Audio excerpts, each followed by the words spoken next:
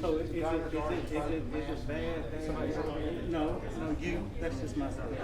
Is it bad? Not yet. You know what it's really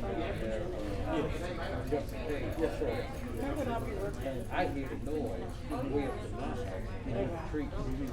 So I just want to make sure that they're going to at least make that little sound barrier around it. Right. Hold that dust. You can see things about cracking dust. It's pretty good. I'm talking about property dust. Right. Because let's face it, you're trying to sit in the house, you really got to go up and get ready to put the pad out in the woods out there. Your chance of getting the price you should be getting, or you ain't getting. But I want to Right. and I know the next in the near future I got to do all that. Sure. Right. I wouldn't need it. I wouldn't need it. And then the environment, what it does to the environment, what it also does to the property. Right. People got cancer. I don't know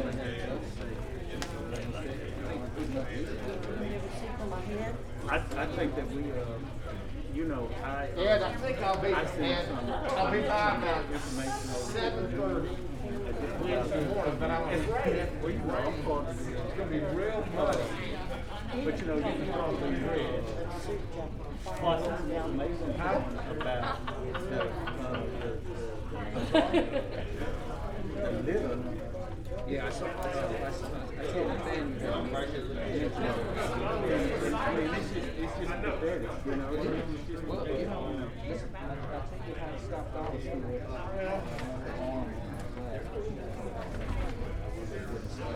Did y'all see the little ball? It's just, I see it. I have it. Oh, orange. Actually, it's called tip. But this is how I get my beauty of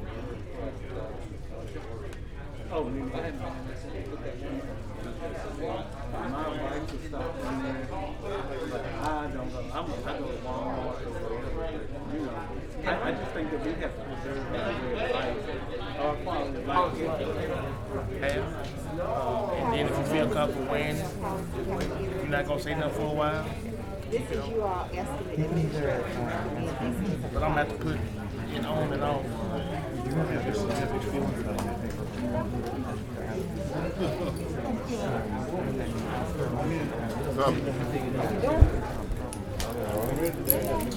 Hey, Commissioner, how are you?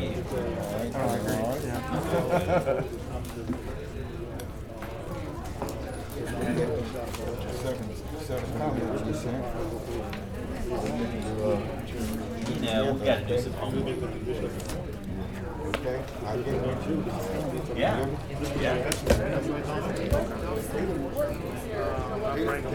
What's that? I mean, you can require that they do it. The presentation that was emailed. I'll send it to you. I thought you were copied, but I'll send it. Either they will be required to get the vaccination or submit to weekly program. Which week? Who does the test? We gotta get a medical That would be my Jim, what we read?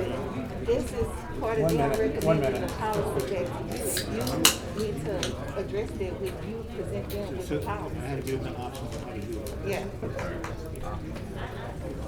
You need to be able to explain to them when you present it back for them to vote to change the policy, who's gonna pay for it, how much it's gonna cost, and all this. They may decide that. I'll read it. I'll explain, but to be honest with you, I was just gonna look through the plan and put it through. Yeah. I'm going to plunk that question.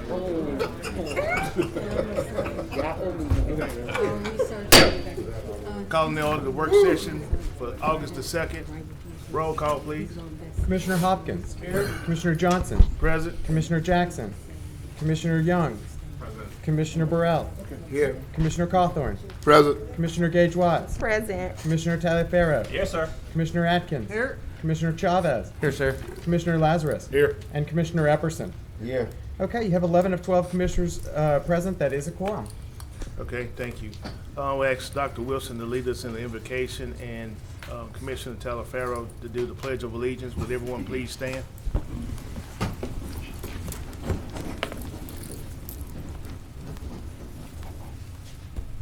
Let's bow the word of prayer, please. Dear Heavenly Father, we thank you so much for the opportunity to be here today. We thank you, Father God, for your grace and your mercy that allow us to be here. We pray, Father God, for all of the families that's been impacted by the COVID variants, and particularly the Delta variants, how it's ravaging our community. We pray, Father God, that we would see some type of light at the end of the tunnel, that we can actually get to a point that it's no longer among us. But until then, Father God, please keep us safe from harm and danger.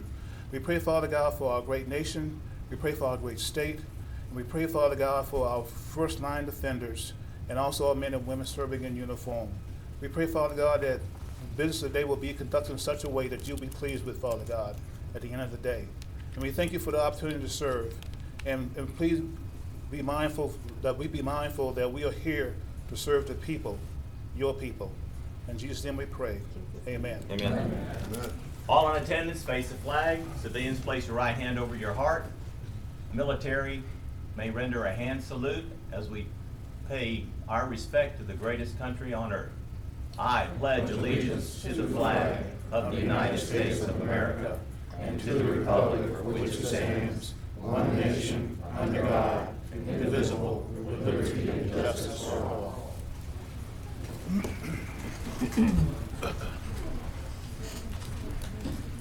Thank you, Dr. Wilson, and thank you, Commissioner Taliaferro. Next item. We do have, I'm aware of at least one agenda addition or potential agenda addition to be considered today. I don't know if you may have any additional ones, Mr. President, but I do know that Commissioner Chavez did have a potential agenda addition to add a presentation from Centenary's women's basketball coach. That's the only one I have.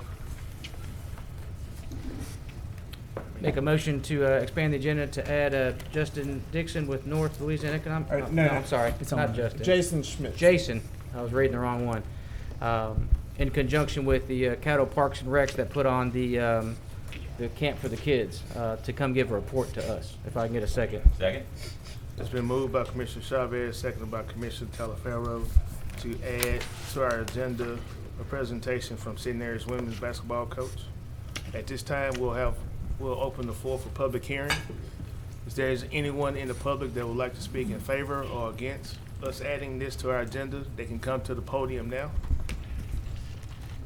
The public hearing is now closed.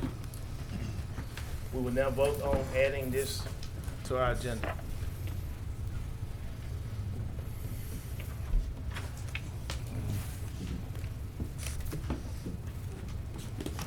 All right, that motion carries with 10 in support and 2 absent. Before we go to the next item, administration has some of the students that work during the summer, and I would like to bring them up at this time. Yes.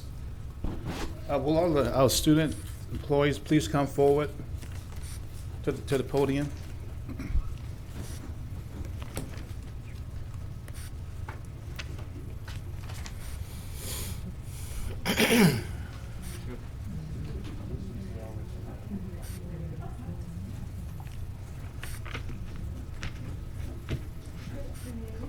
Good afternoon, Commissioners. We'll let them each introduce themselves and let us know which department they're in. I'm Brooke Weaver, and I work in the zoning department. You can take your mask off to speak to us because we can't hear you without it. I'm Brooke Weaver, and I work in the zoning department. Hello, my name is Kaylin Weaver, and I work in finance. Hello, my name is Christina Thomas, and I work with Parks and Recreation. Hello, my name is Trinity Gordon, and I work with Parks and Recreation. Hello, my name is William Lee, and I work in the Veterans Affairs Office. Hello, my name is Janaya Presente, and I work at Juvenile Court. Hello, my name is Tia South. I work at Juvenile Court. How you doing? My name is Kaylin Hendricks, and I work at Juvenile Court. Yeah, Commissioner Johnson, this is only a few of the handful of students we have working with us this summer. And we besides working, we also spend time with professional development with them as well. I had the opportunity a couple of weeks ago to speak to a room full of young people. They're very energetic, and we appreciate having them on our team. And we pray that they gain some valuable experience that they can take with them through their life by being here at Caddo Parish Commission this summer. Okay, thank you, Dr. Wilson. And I know that your staff is working with those, not only on the job, but also trying to mentor them to be productive citizens as they get older. Yes, sir. And we really appreciate that. And that's part of our summer work program. That's correct. It's an enrichment experience for them. All right. Next item. Next item is going to be citizens' comments, where citizens are asked to fill out a comment card in the, which can be found in the lobby. Citizens' comments are limited to 3 minutes, and I have submitted a few that we've received so far. If anybody else would like to fill out another one and submit it here, I'll turn it in for you. Okay, so what I'll do is start with, first one I have is Candy Peavy.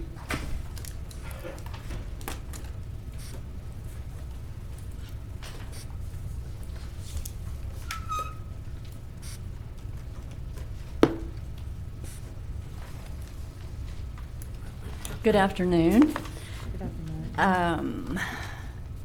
It occurred to me after I spoke to you guys at your last regular meeting that a lot of you don't know me.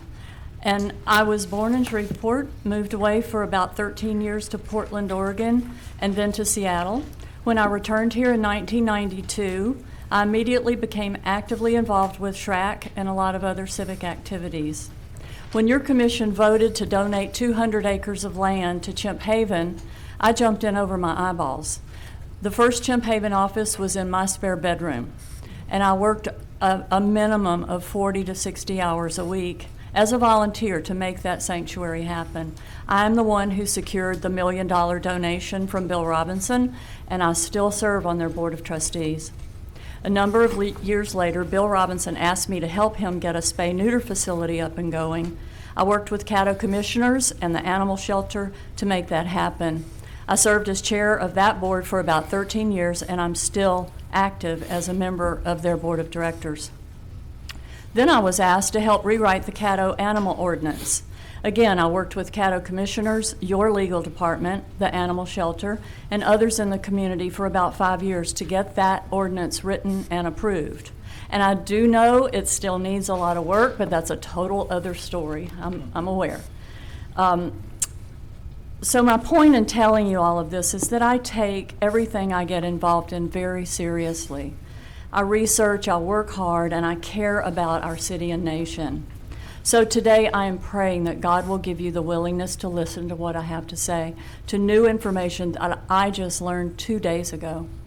On Saturday, I was fortunate enough to be invited to attend a Zoom call with Dr. Robert Malone. He's the inventor of the mRNA technology, and a group of Louisiana state senators, concerned citizens, physicians, and other healthcare professionals were on that call. Dr. Malone shared with us the most recent bombshell findings that were leaked out of the CDC the day before. Since I only have a short time here, I'm just going to list the findings without elaborating, along with the other information I learned from him. Some of you may find this shocking. And again, this is coming from one of the world's premier experts on vaccines, who is and has always been extremely pro-vaccine. These are not my words, I'm just the messenger. Number one, none of our COVID vaccines give perfect immunity, and the vaccine protection only lasts about 6 months. Vaccinated people can be both infected again by the virus and they can transmit it to others. They can have an even higher load of viral activity than the unvaccinated. As their protection decreases, the vaccinated are more vulnerable to getting sick again. They are the ones causing the variants, because when they get the virus, it mutates in their bodies, trying to escape the effects of the vaccine. The virus is already very deeply embedded in our population everywhere. Move to extend for 1 minute. Can I do a substitute for 2 minutes? Okay. Is that enough, Ms. Peavy? That 2 minutes would be fine. Thank you. Is it by acclamation or do we need to vote? Acclamation. Acclamation. Thank you. Vaccines cannot get us to herd immunity, even with perfectly fitted N95 masks. The focus must be on early treatment and not mass vaccination. The risks of harm from vaccinations for children is far greater than the benefits. More children will die or be severely damaged if we vaccinate them all than if they are allowed to get the virus and be treated. We don't know how to predict which individuals are going to experience great harm from the vaccine. Even Pfizer is now saying their vaccine is not good enough, but that they are working on a new drug for treatment of the virus, a treatment remarkably similar to ivermectin. The CDC has also recently admitted that the PCR tests cannot distinguish between the flu and COVID-19. I made this time to come speak to you today because I know without a shadow of a doubt that we should not be mandating these vaccines. We keep hearing about follow the science. I just gave you the science, straight from the preeminent source of vaccine information. I hope it makes a difference in your decisions moving forward. I'm happy to answer any questions you might have for me. I can also email you a link to that Zoom call, and you can listen to it yourself if you want to learn a lot more than what I've stated here today. I have a copy of my remarks I would love to give to you, and it also has a copy of my email address on there. Just give it to the clerk and they will give it to us. Okay, thank you very much. I appreciate the work y'all are doing for all of us. Thank you, ma'am. Brenda O'Brock.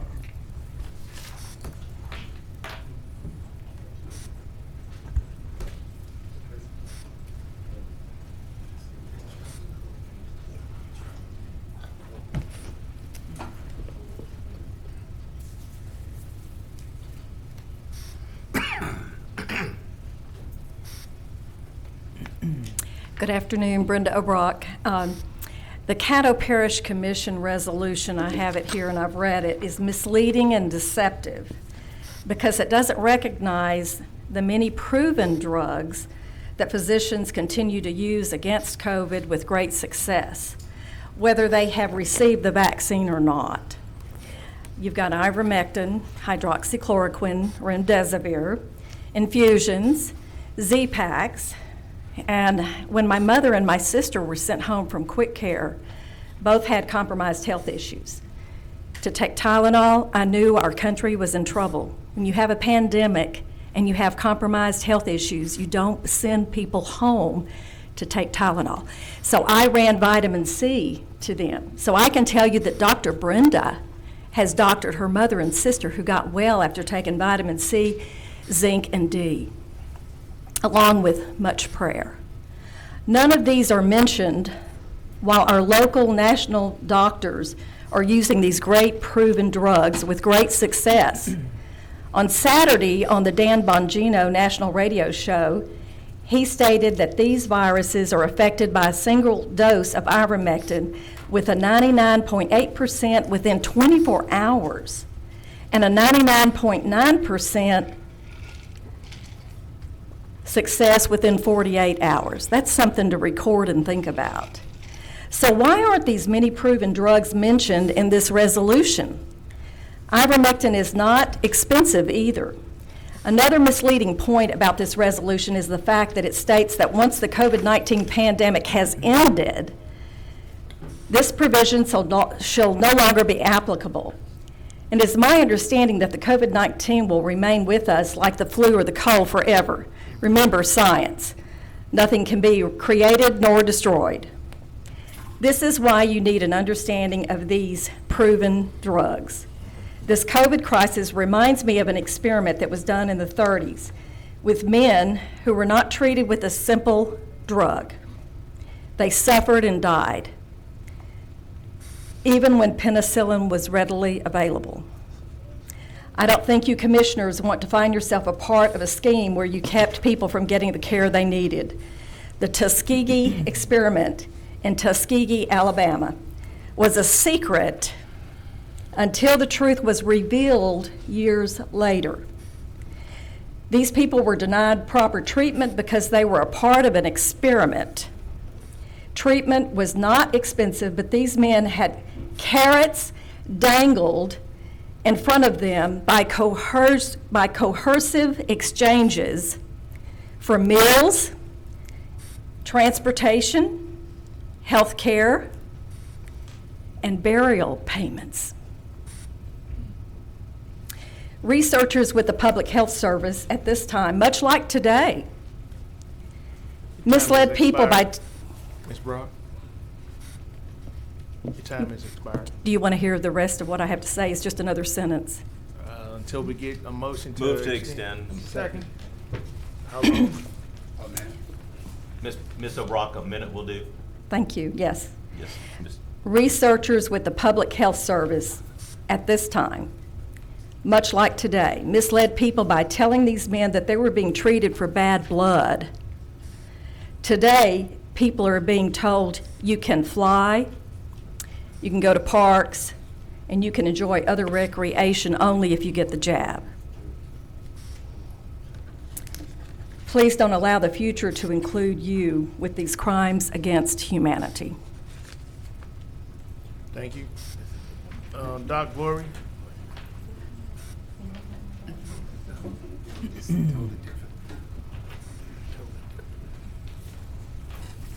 Yes. Do I need to state my name? And This your name? okay, Doc Voorhees. That's it. Yes. Okay. First of all, let me say I'm pleased to be having this opportunity. It's the first time that I can remember addressing the commission, and thank you for your good work. I came like the Good Samaritan to say thank you, because we had a Team Fest this weekend sponsored by the Ministerial Alliance, and we vaccinated 117 individuals. And I'm proud to say that. It was a collaborative effort, and you played a part in that, by helping us with the food. And most of these people were people I didn't recognize. They were the at risk. And so we're reaching the most vulnerable of the community. But I only came up to say thank you. Thank you for your support. But after hearing the previous two speakers, I'm just astounded that we can have such rhetoric about the vaccination and the worthiness of the vaccination. Dr. White has emphatically stated that nobody has died of the vaccination. They may have died of the complications, but we had almost 100, how many people, million people died because of the vaccination. I have a personal experience because the first recorded death in Caddo Parish was a very good friend of mine, Ronnie Hampton, and I was with him the day before he was admitted into the hospital. And 4 days later, he was dead. He was the first recorded. Y'all, I just can't imagine the rhetoric that I just heard. It is not of science, I promise you. There's been too much bashing of the science, the real science, for this off-the-wall science that I don't know where it comes from.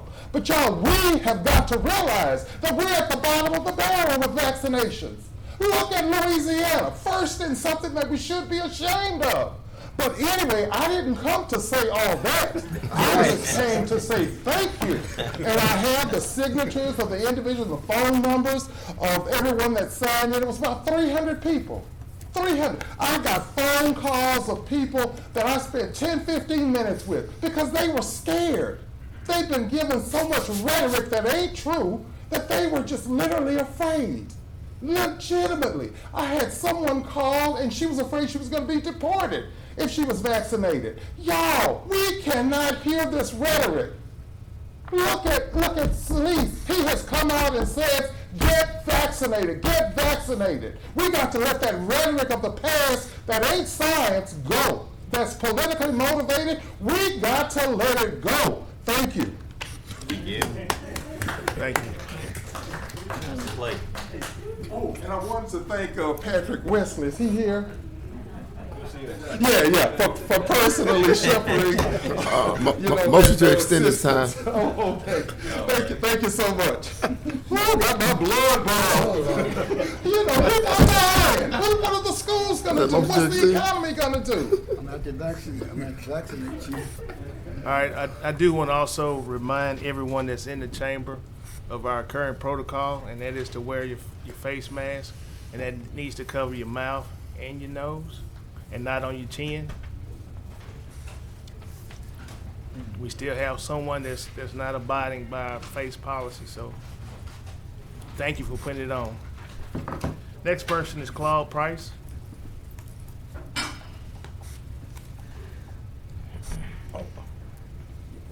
Good afternoon, my name is Claude Price, and I'm here to express some things concerning case number 21-13P, which is first on the old business agenda. This has to do with rezoning an area behind our house. But I'm here publicly today to thank Commissioner Epperson for coming by our house Saturday, met with me and my wife and some neighbors, explaining the process that's going on with this.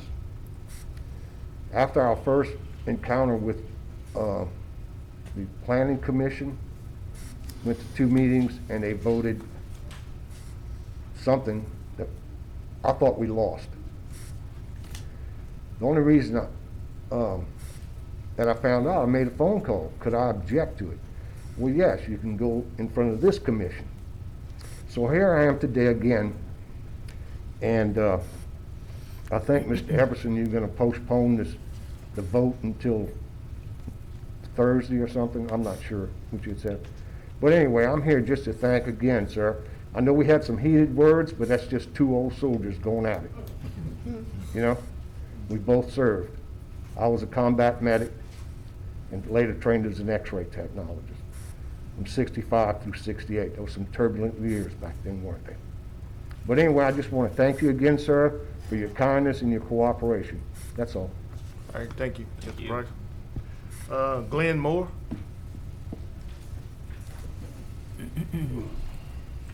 Good afternoon again, Commissioners. I'm here because I want all of you to support Resolution 60 that's been brought before us by our Commissioner in District 12, Commissioner Epperson, about the fracking that the oil companies want to put in our backyards. And I'm pretty sure all of you have read about how that process goes about. And so I would encourage all of the commissioners to vote on Resolution 60 so we can advance it further and get the results that we're looking for. Thank you. Thank you, Mr. Moore. Holly Braille.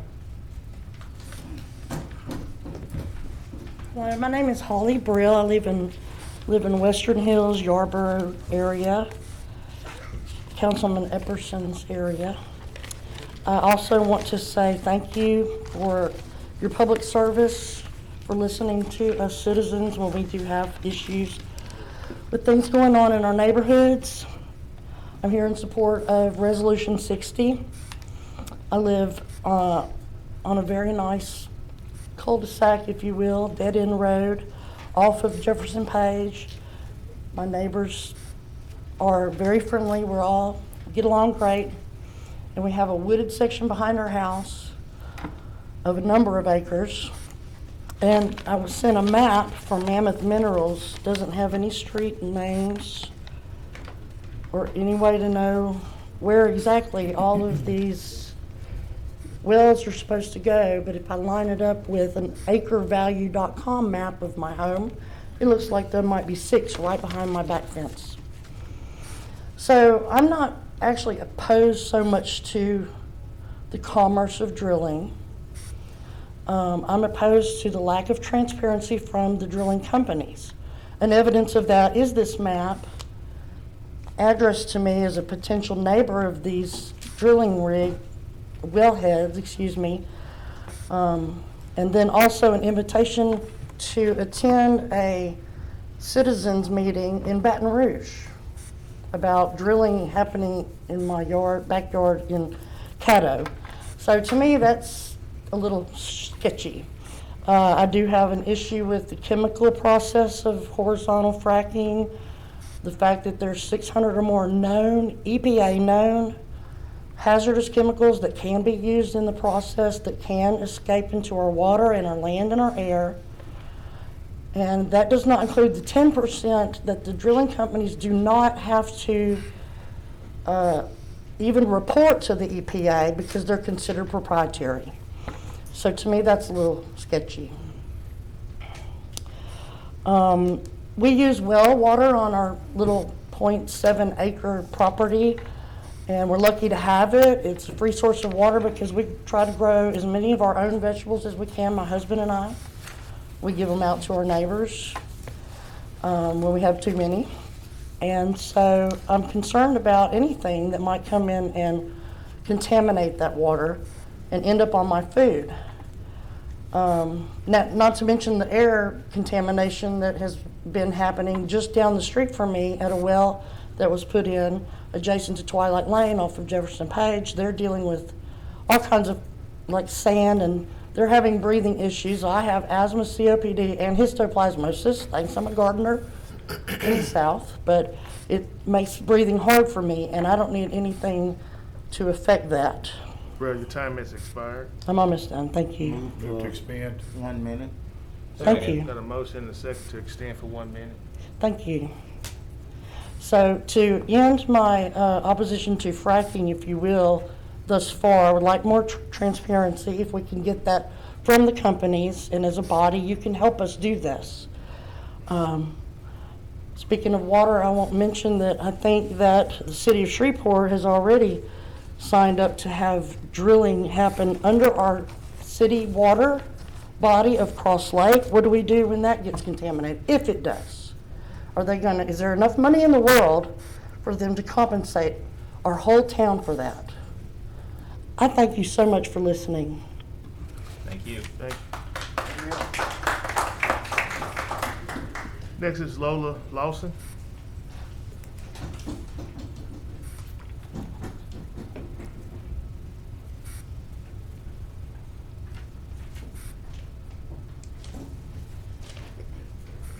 Good evening.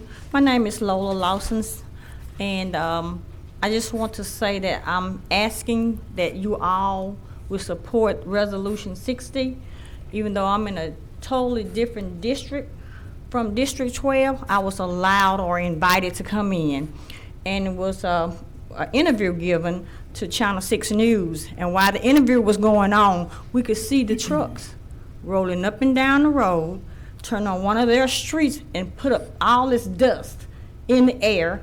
And when the truck noticed that we was watching them, then he tried to come back and let the spray water down. And the citizens was talking about all the dust that gets inside of their air condition, that comes inside their houses, that's getting inside of their bodies for free, making them sick. I'm standing here because I want you all to support Resolution 60, because this is what's happening to them. It's about to happen to the Cooper Road area. And the Cooper Road area is, I'm going to say it again, largest black out community in the United States. And it's filled with senior citizens and young citizens, and we want them to stay healthy. And we don't want anything forced down our throat because they can do it, because they are allowed to do it. You're allowed to come in our neighborhoods and do whatever you want. Leave our neighborhood with sick people and leave our neighborhood with damage in our neighborhood. So I'm asking that you all think about the citizens of Caddo. Think about how we feel. Think about our bodies. Think about the people that's on top of the earth and not what's under the earth. And I thank you for your time. Thank you. Thank you. Patrice Estrada.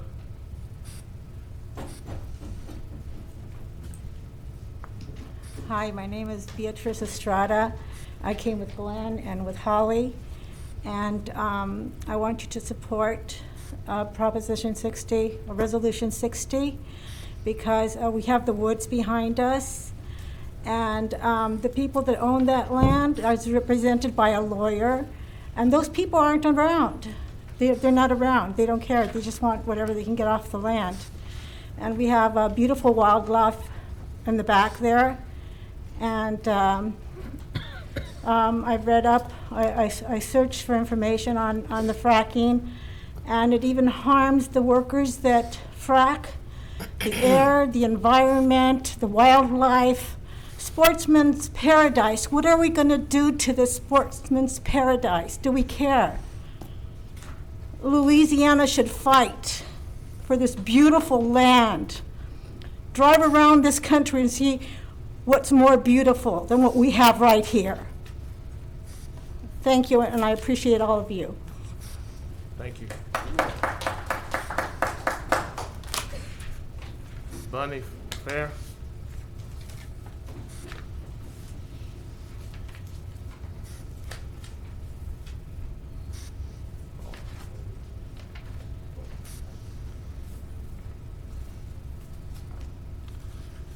Bonnie Farr. It's good to see some of you. I'm demanding that you vote against that virus, the vaccine today. It has been proven to be detrimental, and Dr. White is totally wrong. There have been deaths in Louisiana from the vaccine, and it is documented. You can look it up for yourself. And your mandate, sir, is good for thee and not for me. You sat up here the last time I was at this meeting, and you didn't have a mask on, but yet you asked me to leave. Today you have people sitting right there that have no mask on, but you demand that we wear one. It says in the regulations that those that have physical issues, those who have issues with having enough oxygen and other things do not have to wear these masks. You need to read the rules and regulations for yourself before you implement them onto somebody else. You forget who you're working for. You think we work for you, but you work for us, but you forget that. The reason we are here is to protect the employees of the state. I'm not here for any other reason. You are wanting to make people take the jab to be able to work and make a living, and that is communism. And do you realize that you are promoting communism on your own children? Your own children and grandchildren will be living under communism if you continue what you've been doing and what you're doing now. You will face God one day, and He will ask you your question. And what are you going to say? Are you going to blame somebody else because you didn't get it done? He won't buy your story.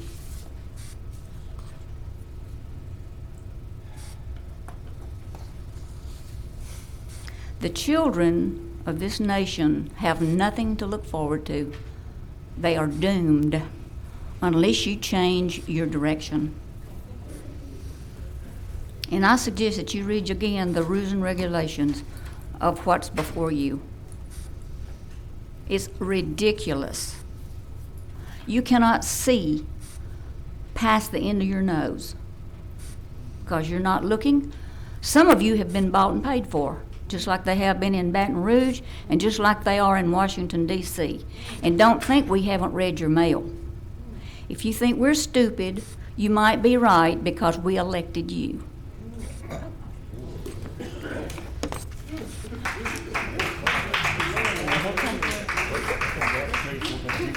Elizabeth Saranda.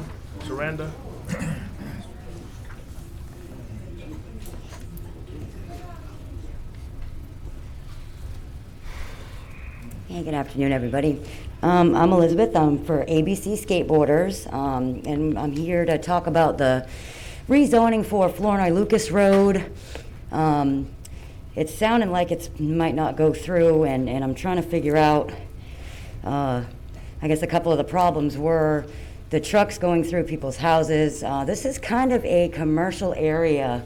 You turn off of where the big GM was, and you turn onto Flournoy Lucas Road, and it's a business and a business and a business, and then one house, and then our land. And the guy that has this house right next to our land has no problems with the trucks being there. We only have 4 trucks. It's not a big business. It's really not. We've made so many accommodations and did so much to set this plan up for this rezoning that all of that would be blown out of the park. You know, we've set up, we had engineers set this stuff up. We left out this big buffer to support everything, to make sure everything was covered. And none of that's gonna be there if we can't change it. I mean, we're gonna change the whole plan. I just don't, I feel like that having that commercial, you know, I guess it would be commercial residential. I didn't think it was bothering people as much as it was, but I guess it is, so. I just want to support that, you know, our trucks aren't going to be as loud as everybody thinks. The train's right across the street.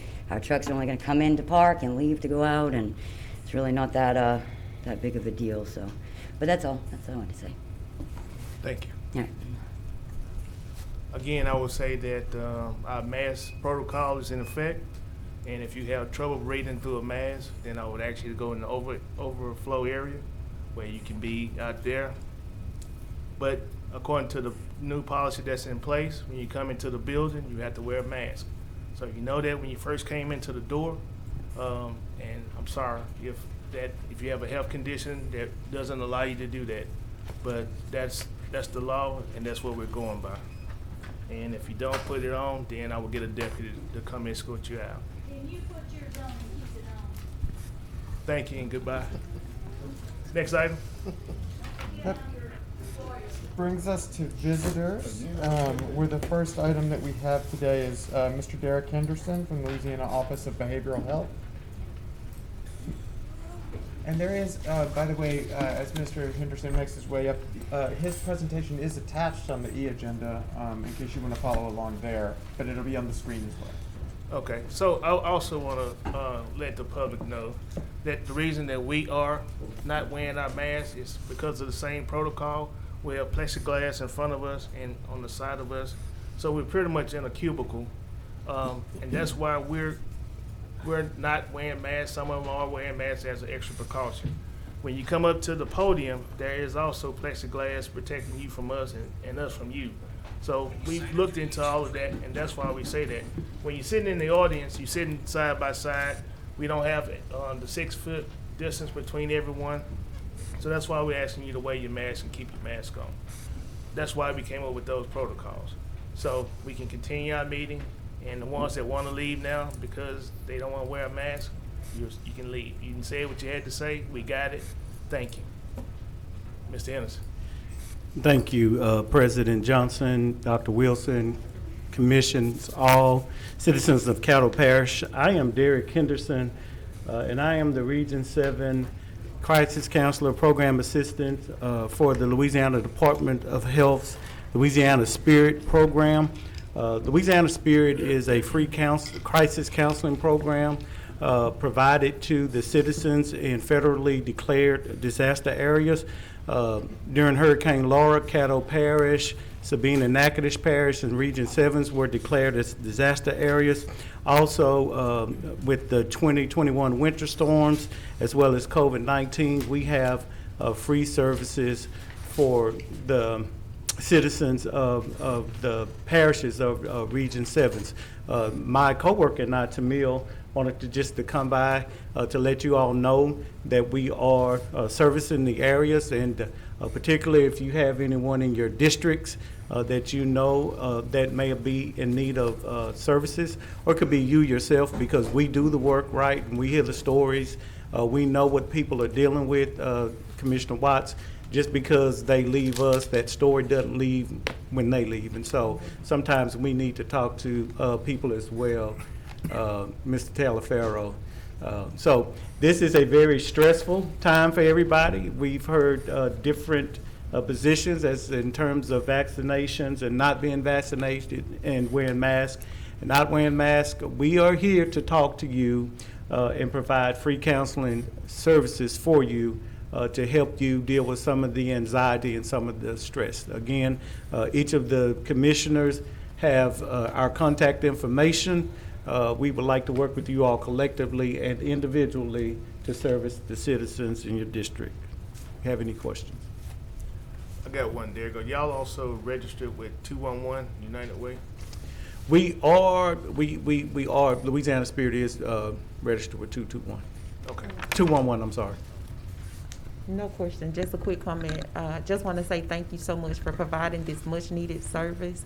Even though we are resilient, we too need counseling. So we appreciate you coming down to make sure that we receive this information and able to share it with our constituents as well. Thank you for your service. Right, and so we provided a list of free psychoeducational presentations that we deliver.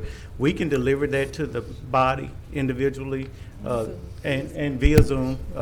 We are compliant with that.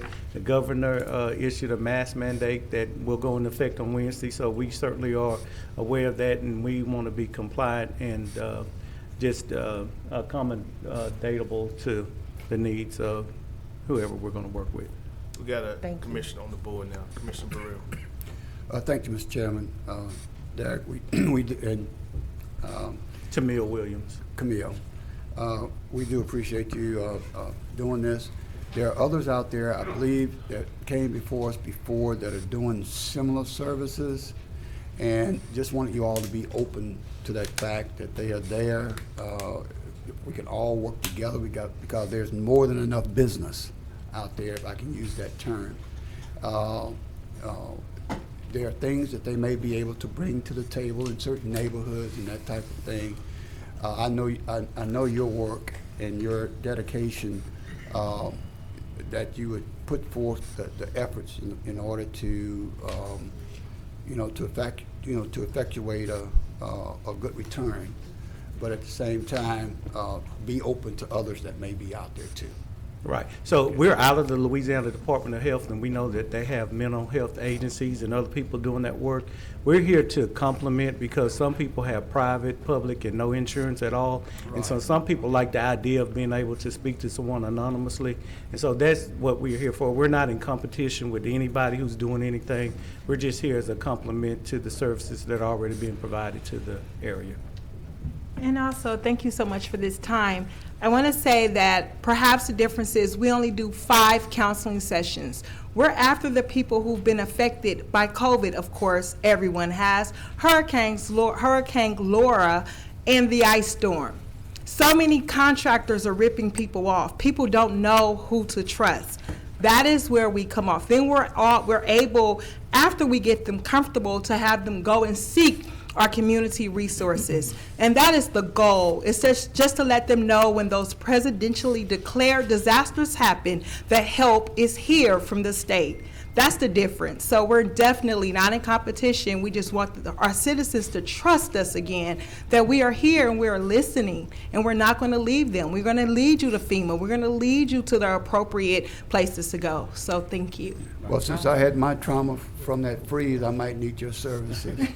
Well, we go to the same barbershop, so we'll talk it while we're waiting on Ms. Annie. But I want to say, and we really do, and I want to say lastly, our job is to collect information so we can feed it back to the Department of Health, because traditionally the program is not delivered in North Louisiana, because when we think of storms and disasters, we typically don't think of North Louisiana, and so it's relatively, the program itself is not new, but it's novel in terms of the efforts that we are making. So it's imperative that we get information so we can report it back to the department, so we can continue the services and then extend the services beyond this time. I'm going to leave some flyers up front for anybody who would like to get it. It has some contact information and some factual information about the program if they would like to take it. Thank you. Thank you. Next item. Next item is going to be a presentation from Dale Sibley. Registrar of Voters Dale Sibley had submitted some information, which is also attached. And I believe he's here to give you an update. Thank you. Good to see you. Good afternoon, members of the commission. I was actually asked by the administrator to come over in case you guys had any questions. I think I've sent you a couple of different pieces of information on the second possible early voting site, and I'm actually here today. I don't have a presentation or anything. It's just to see if there are any questions in the interim as we continue to move forward, if that's the wishes of the commission that we proceed. You had asked in the resolution that we look at 2 specific locations, and in the report that I submitted, I indicated that one of those locations, based on our research and interaction with the library board and our experts, is more workable than the other. The thing that we would need next is some direction from the commission in terms of, is this the location that you'd like for us to go forward on? Understanding that once we initiate that location and get that location established, it is established. And that would be the additional early voting location that we would have in this parish. So if there are any questions or anything like that, I'm open to answer them. I got a couple. So I saw in the report that backup power would be needed. And so I'm assuming if the library doesn't have any, Right. does it have the capabilities to be added to it? It does. Based on our interaction with them, it's a matter of providing sufficient generation power. In my discussions with the administration, that would simply be another budget item that we would present once we pull the final numbers together in terms of trying to set that up as a second location. There's nothing there that indicates that it would not accept a generator or some backup power. Okay. I guess, I know you looked at the two libraries, but did you also look at the Louisiana State Museum? No, we focus on the two locations that the resolution indicated, because if you recall, that resolution was directed towards the 2021 cycle. So we focused on those. The exhibit museum, actually, because it's already a state building, based on discussions with the Secretary's office, that building would be amenable just in terms of technical ability, but in terms of operational ability, we haven't looked at that.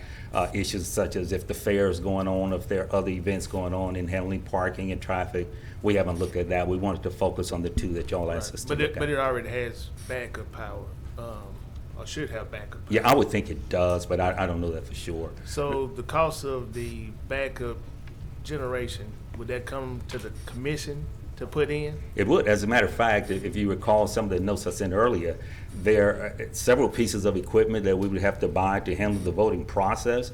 And the funny thing is, at this point, the state requires that basically you guys buy it, but then some of that equipment would actually belong to the state in terms of the election apparatus. So all of that would be included in the budget that we present, but in terms of the additional machines, the additional printers, those things like that, the internet connection back to Baton Rouge, all those things would be budget items. And in addition, we would have to add the cost of backup power and anything else that would allow that space to really be used the way that it needs to be used. Right. And that's important simply because, you know, with all the questions being raised about elections and election integrity, anything that may go wrong, power shuts off, you know, there are all kinds of things that could possibly be suggested or alleged that's going on while that power is off. So we don't want any interruption, anything that would cause any of that equipment to have any kind of glitch that may raise an issue in terms of the integrity of that vote process. Okay, so in that building as well, the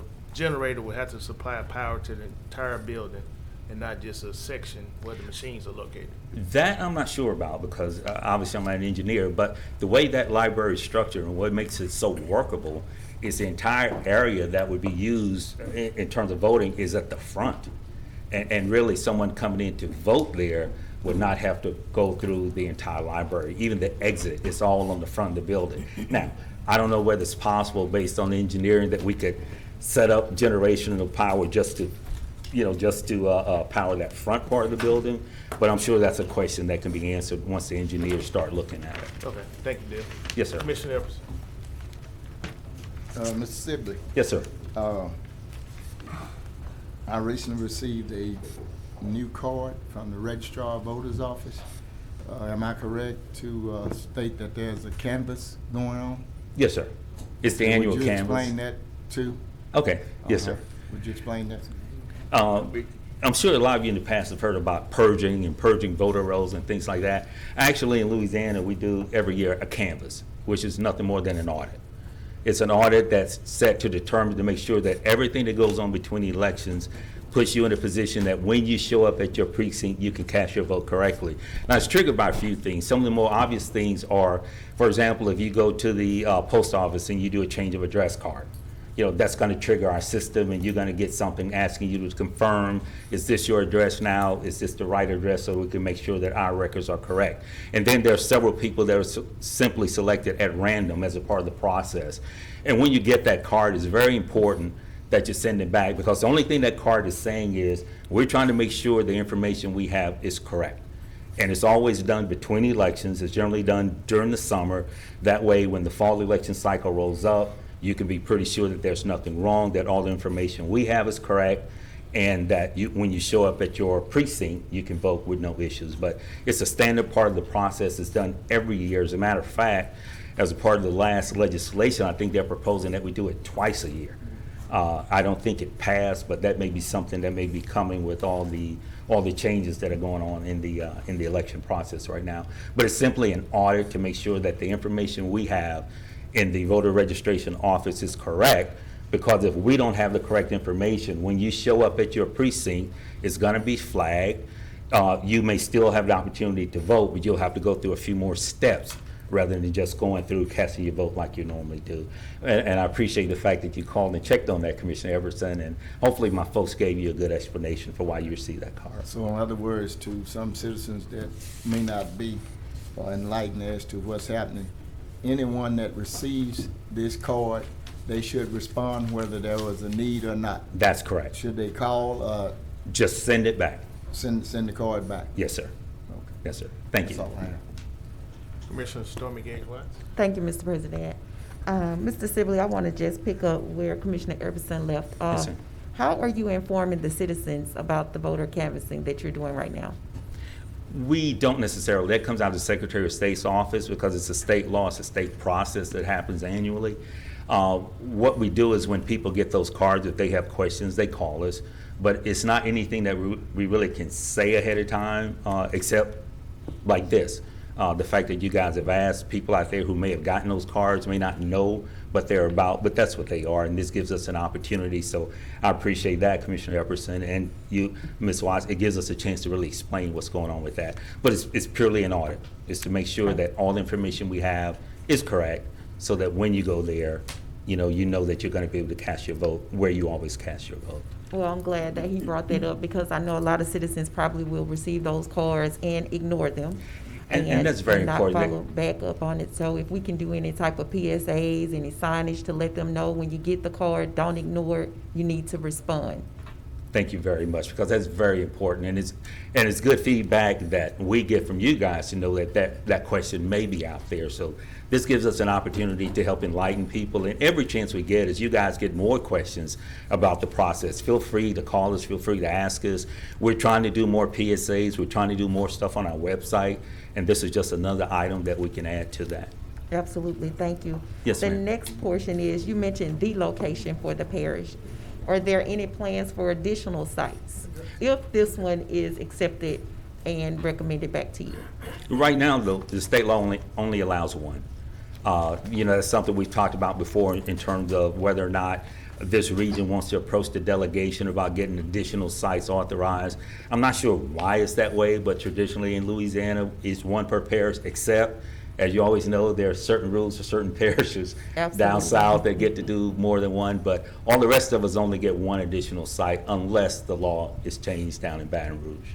Okay, also in the future, if we are to receive additional satellite locations, would the Louisiana State Museum be considered for an additional site?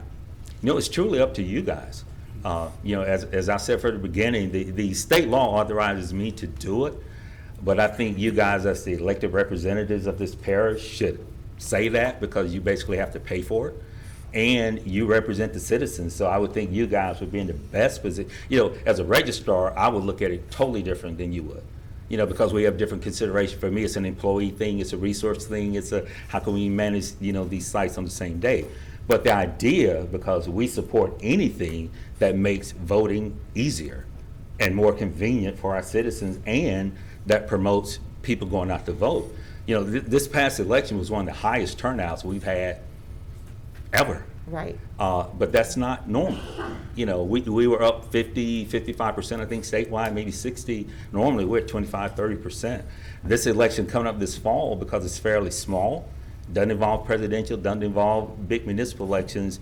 We're getting our absentee ballots in now. We've got to send out 15, 16,000 absentee ballots for an election that if we get 1,000 people out, it'd be somewhat surprising, because it's a very small election in terms of the things that are on the ballot.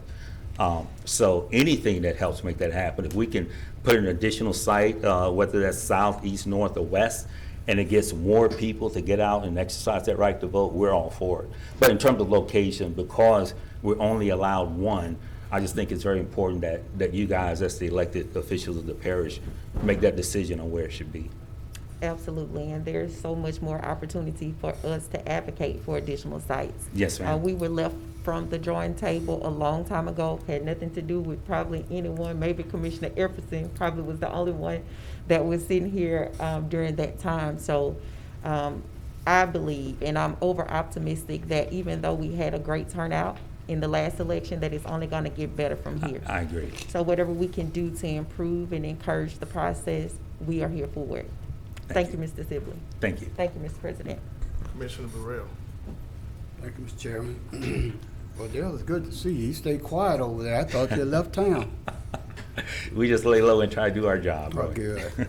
Look, Dale, you know, you made the comment that you're always looking for ways in which we can make voting more accessible. That's true in the ideal sense. But as we know, because it was more accessible this time, there are a lot of laws that are being put on the book to make it more restrictive. So I hope we don't get into that issue. I have two questions. Given the two locations, did I hear you say that you have done a cost analysis to determine the suitability of those two locations? What we did, if you guys recall, when I sent, I want to say the first memo, I included a prototypical Secretary of State checklist. These are the things that any early voting site must have. And when you guys sent the request to look at the two libraries, the first thing we did was sent that list to the libraries and said, hey, you guys check your inventory.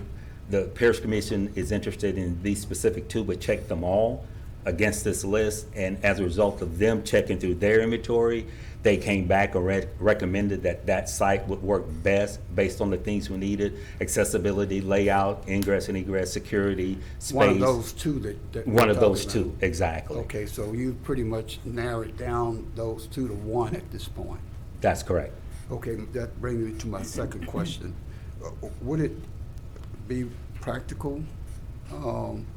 And I know from our standpoint, I just heard the comment about the State Museum because I'm very familiar with it, that we could possibly just add it to the list of analysis to have you something to bounce it off of, because you've already eliminated one. Now you have this one, but you don't know what the cost is going to be.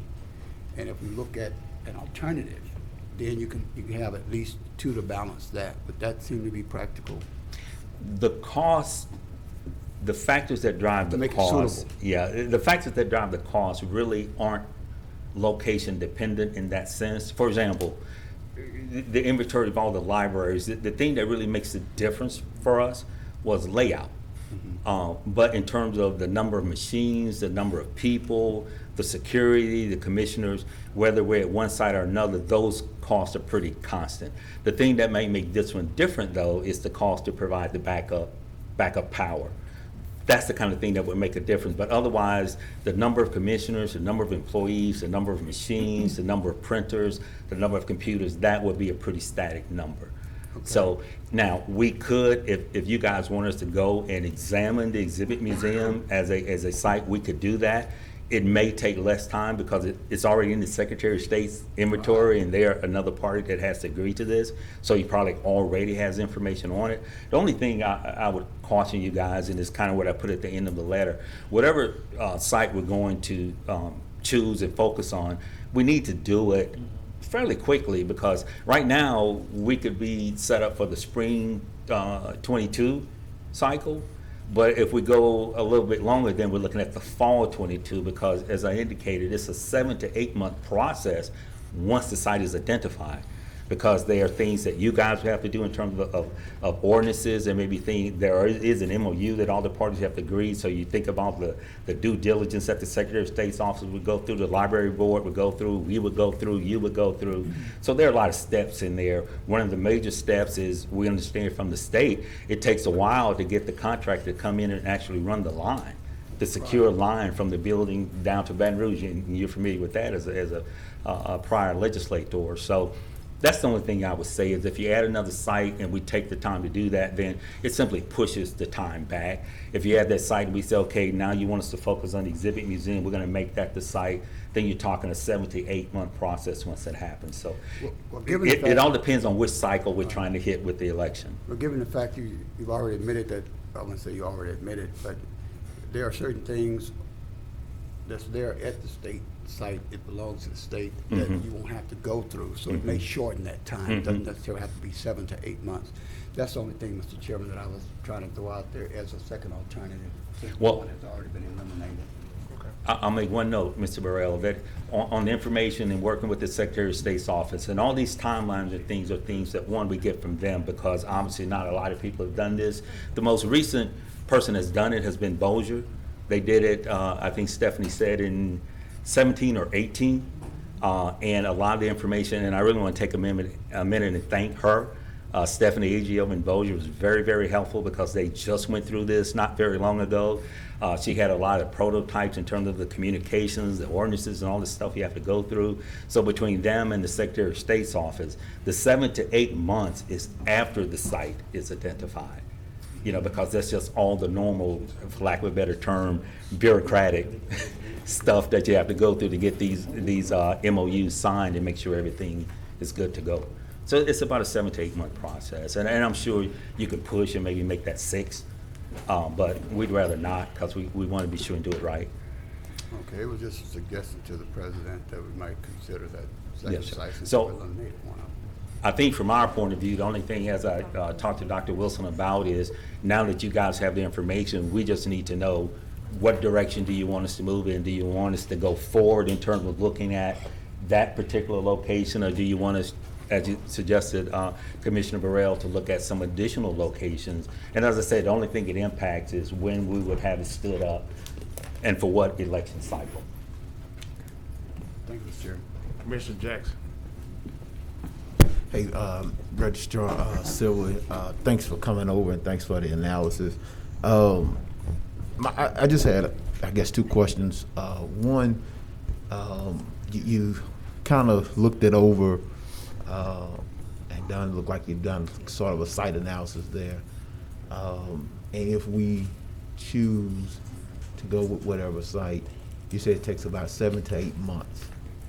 I guess my question is, since you all are tasked with doing early voting,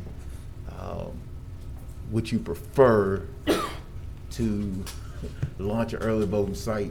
Because I heard you say spring 2022 or fall 2022, because I'd imagine you would want to kind of get a test run before you jump into a big election cycle, because the last thing you want is to, and I don't want to dictate your answer, but do y'all see you needing, or your office needing, time to at least, and I shouldn't say experiment, but kind of do some work before you jump into a big election? I think I understand what you're asking. No, that's what the 7 to 8 months is for. Right. This process to us is the same no matter where we put it. Right. And the thing about it is, once we do it, it's done. We can't do it and go, oh, it didn't work, so we need to back up and do it someplace else.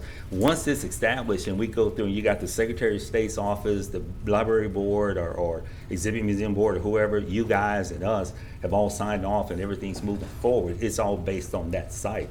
And keep in mind, guys, because this is an election thing, it's not easy to simply move, move. As a matter of fact, if I may, Mr. President, Commissioner Atkins, I know one of the communications we had was about some precincts that may be a little large, and one of the things that Canvas does is tells us what's there, and we actually have the results from one precinct you guys asked about, but right now there's a freeze based on Baton Rouge in terms of moving precincts.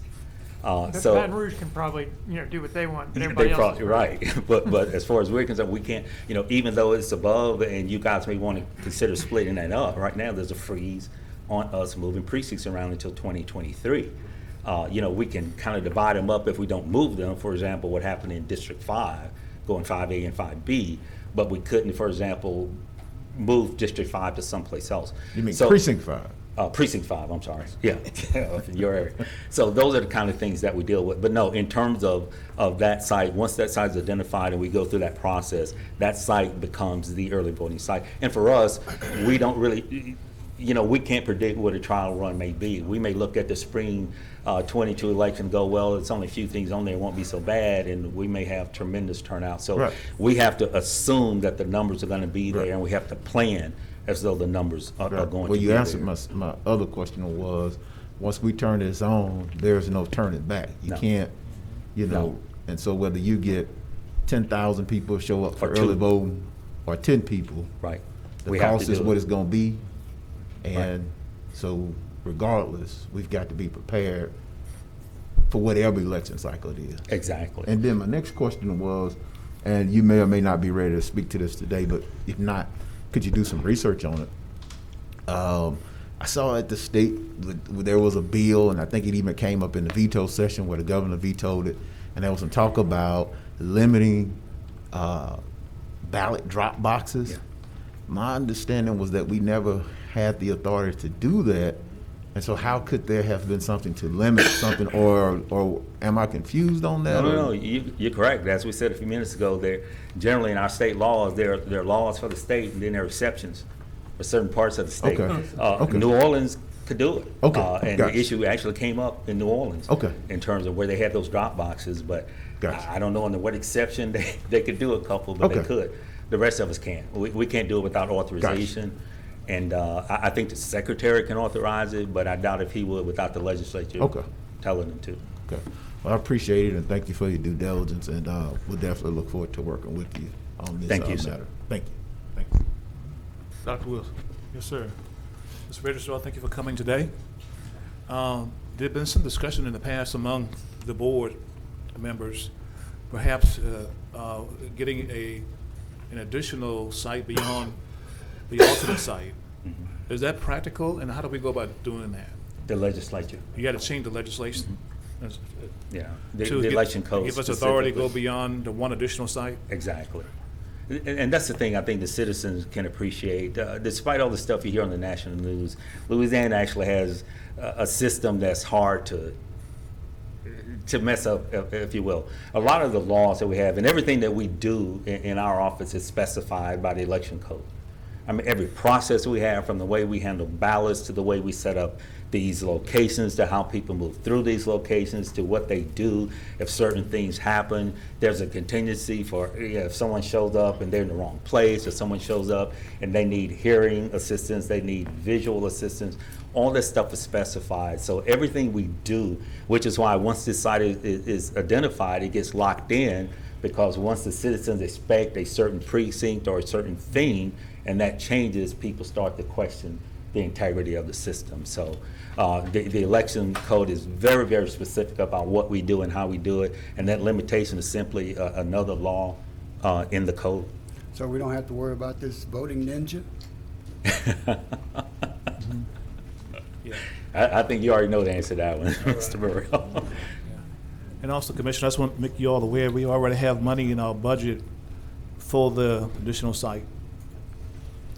And thank you, Dr. Wilson, because I wanted to mention that the budget amendment that, or if we go forward with that location and that amount, I'll simply give it to Dr. Wilson. He sets it up in the elections account, and then my office would draw down on it as we need it, but it wouldn't be a part of my particular budget. So when you guys get in budget deliberations, I want you to remember that. We're going to still link it to you, though.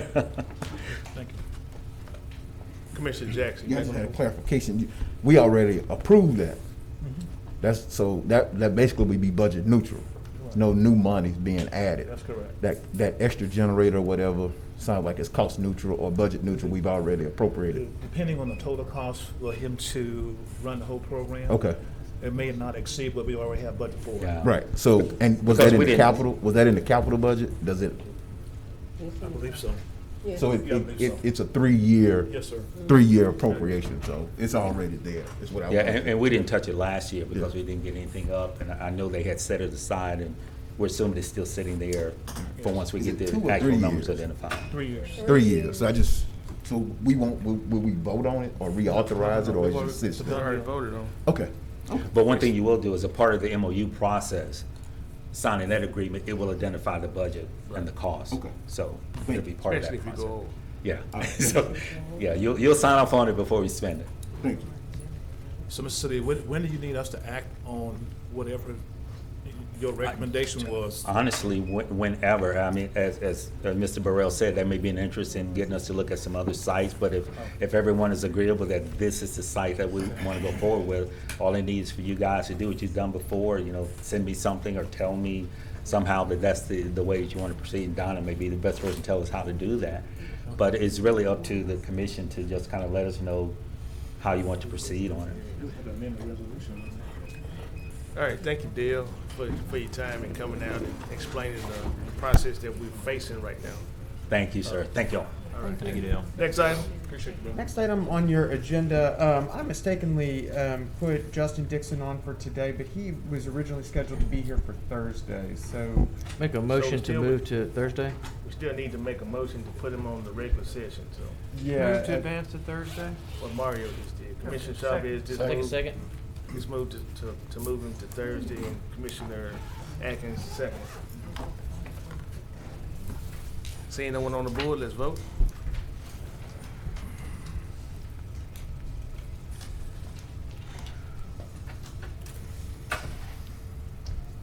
That motion carries with 12 in support and none in opposition. Thank you all for making that correction.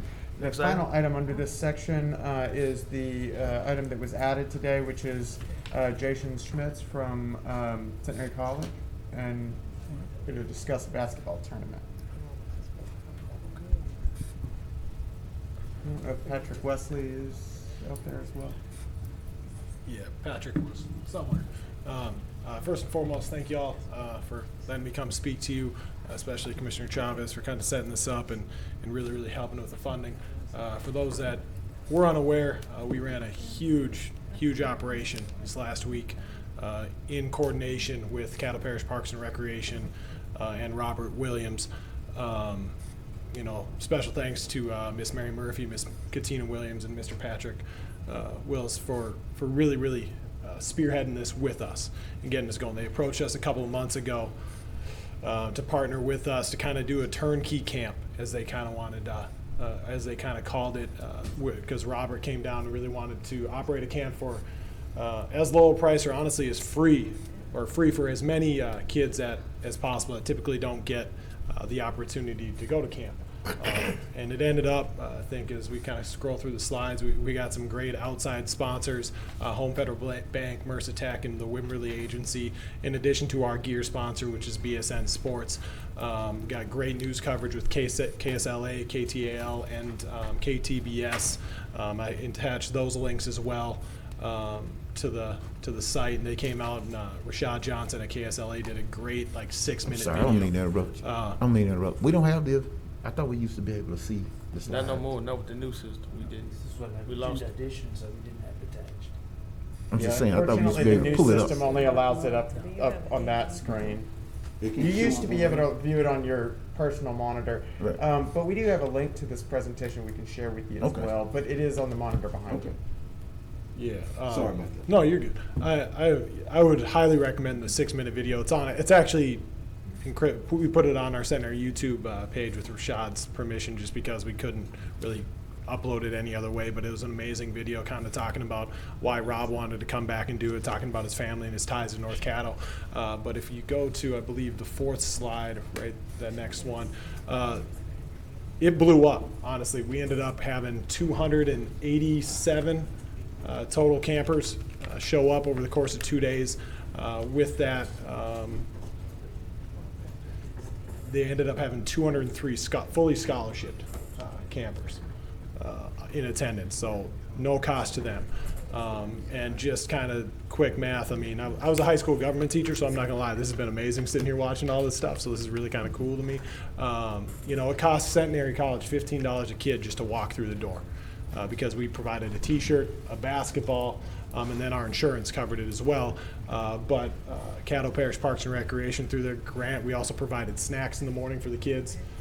As like kind of a breakfast. We gave lunch every day and then another snack break in the afternoon. And Miss Mary Murphy and I were kind of talking. We figured anywhere from $25 to $30 was the actual value per kid before we even had to worry about paying coaches. Personally, myself and our men's coach, we volunteered our time for this camp. And it was great. And like I said, you can kind of see some of the pictures. The top left there would be the first day of the camp that was K through 4. We had 120, 125 there that day, and then the bottom right, that one we pushed 150 kids through there for 5 through 8, and we were able to operate in both the Gold Dome and our fitness center. We had 9 or 10 of our players there. We had some local high school coaches that volunteered their time, and including myself. Then 2 of the men's assistants, Coach Paul Reed and Coach Giles, also volunteered their time in addition to Coach Dorsey and myself to kind of give back to the community. And then talking to Miss Katina more and more, this is a partnership that we're going to continue to grow. This is something that we want to kind of do every year within our athletic department for other sports. But beyond that, Miss Katina is kind of hoping that we can maybe get involved with the Boys and Girls Club here in Shreveport, because one of the pillars of our women's basketball program is actually servant leadership. And I think it's something that's huge, and we want to kind of be, we feel that the athletics at Centenary can kind of be the front porch of our college, and a way for us to do some more and more community outreach, specifically in Caddo Parish. So once again, I appreciate all of the help that Caddo Parish, from the funds that y'all help provide, Caddo Parish Parks and Recreation, and I guess if y'all have any questions for me, I'm more than willing to answer any of them. Commissioner Chavez. Thank you, President. Jason, thanks for coming down. I know you had to wait a while, but the meetings are interesting. This was really cool, fellow commissioners. One of my employees actually donated this and brought it to my attention, and he introduced me to Jason, and Jason was singing the praises of our Parks and Recs, and I thought it was the coolest thing. I didn't even know about it until I met Jason, and he was telling me about what they were doing over there. And I wanted to show up, so I went over there, and it was really cool seeing all the smiling faces of all the kids that were out of their element and able to do something fun for the summer at no charge whatsoever. It was cool watching the kids get a basketball and get to take it home. So I really love that we were able to take part and do something like that, and look forward to doing a lot more. So Patrick, I'm so glad that you're here at Caddo Parish, and thank you for what you're doing for us. And Jason, thanks for the time and volunteering with your guys to do this for the citizens of Shreveport. Thank you. Thanks, President. All right, Commissioner Jackson. Yes, Mr. Wesley, was this the Safe Summer program that's funding this, or was this the grant?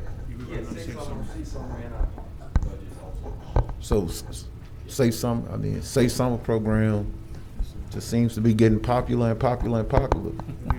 And I remember when we first adopted it, Coach, there were some people down here that wasn't voting for it. And I remember what we had to do to get that passed. So I just want folks to understand.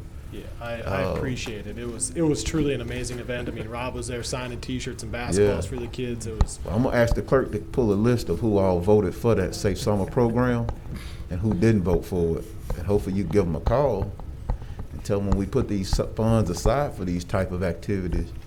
Sounds good. This is the effect that we're having. Yeah. We're not just out here throwing money down the tube. It's not just a social program. Right. You can put a face and a name and a heartbeat to these programs. So I just want to, kudos to you. Yeah. Thank you for doing what you're doing. We're not going to reach everybody, but I think those kids, I didn't have an opportunity to get over there. I planned to come, but I just, I always like to see kids engage. When I was in high school, I was in band camp, ran track, we stayed busy.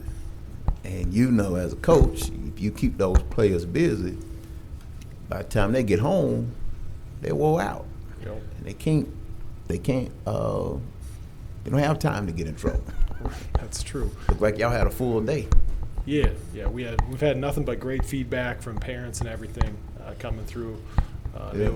it was truly an amazing 2 days. It was an exhausting 2 days, but obviously we couldn't have done it without the support of Caddo Parish Right. Commission, Caddo Parish Parks and Recreation, and then our outside Don't separate the sponsors. two out. It's the same. Parks and Yeah. Recreation. It's all the same. It's all the same. Without Yes, all sir. y'all. But I just want people to know that we put so much money into juvenile detention. I'd almost think Clay Walker, I don't know if Clay is here. Does Clay come to the meetings anymore? Oh, I hadn't seen him. He's been quiet. Okay. I'm almost sure if you talk to Clay, he would much rather those funds, some of those funds be diverted from juvenile to, and I'm not saying literally Clay, I'm just saying be diverted to these type of intervention, prevention type programs that you all are doing. And so I just, when you hear Safe Summer Program is on the agenda, we might be calling you to come Hey, by all means, you let me know at any point in time. I'll testify and happily come. support. Appreciate you. Yeah, Appreciate thank you you very coming. much. Thank you.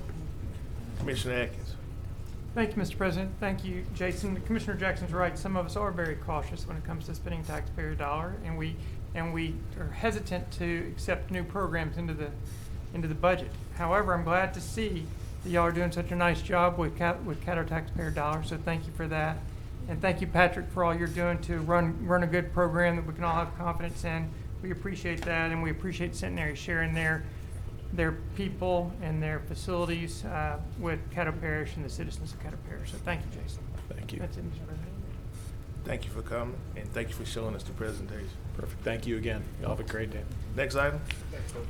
All right, that brings us to old business, where we have one item today. 7.1 is to authorize introduction of ordinance number 6083 of 2021 in regards to zoning case number 21-13-P. You may recall this item was on your agenda in your last work session and was pulled to or postponed to this agenda in order to allow the commissioner for District 12 to have some communication regarding it. Commissioner Evers. I move the introduction of ordinance number 6083 of 2021 in regards to zoning case number 2113P be advanced to Thursday's agenda, whereas it can follow the proper protocol. I get a second. Moved by the chair. Okay, for the persons that's in the audience, as well as the opponents and the proponents, what we were doing now, we have to advance this to our Thursday's meeting. It will be automatically introduced and labeled for 14 days with a public hearing. At that particular meeting, after those 14 days, there will be a final vote. So if you would like to, you all can leave if you'd like, or stay for the rest of the meeting. There will be no official action on it today. That's all I have, Mr. Chairman. Again, thank you, Commissioner Evers. Seeing no one else, let's vote.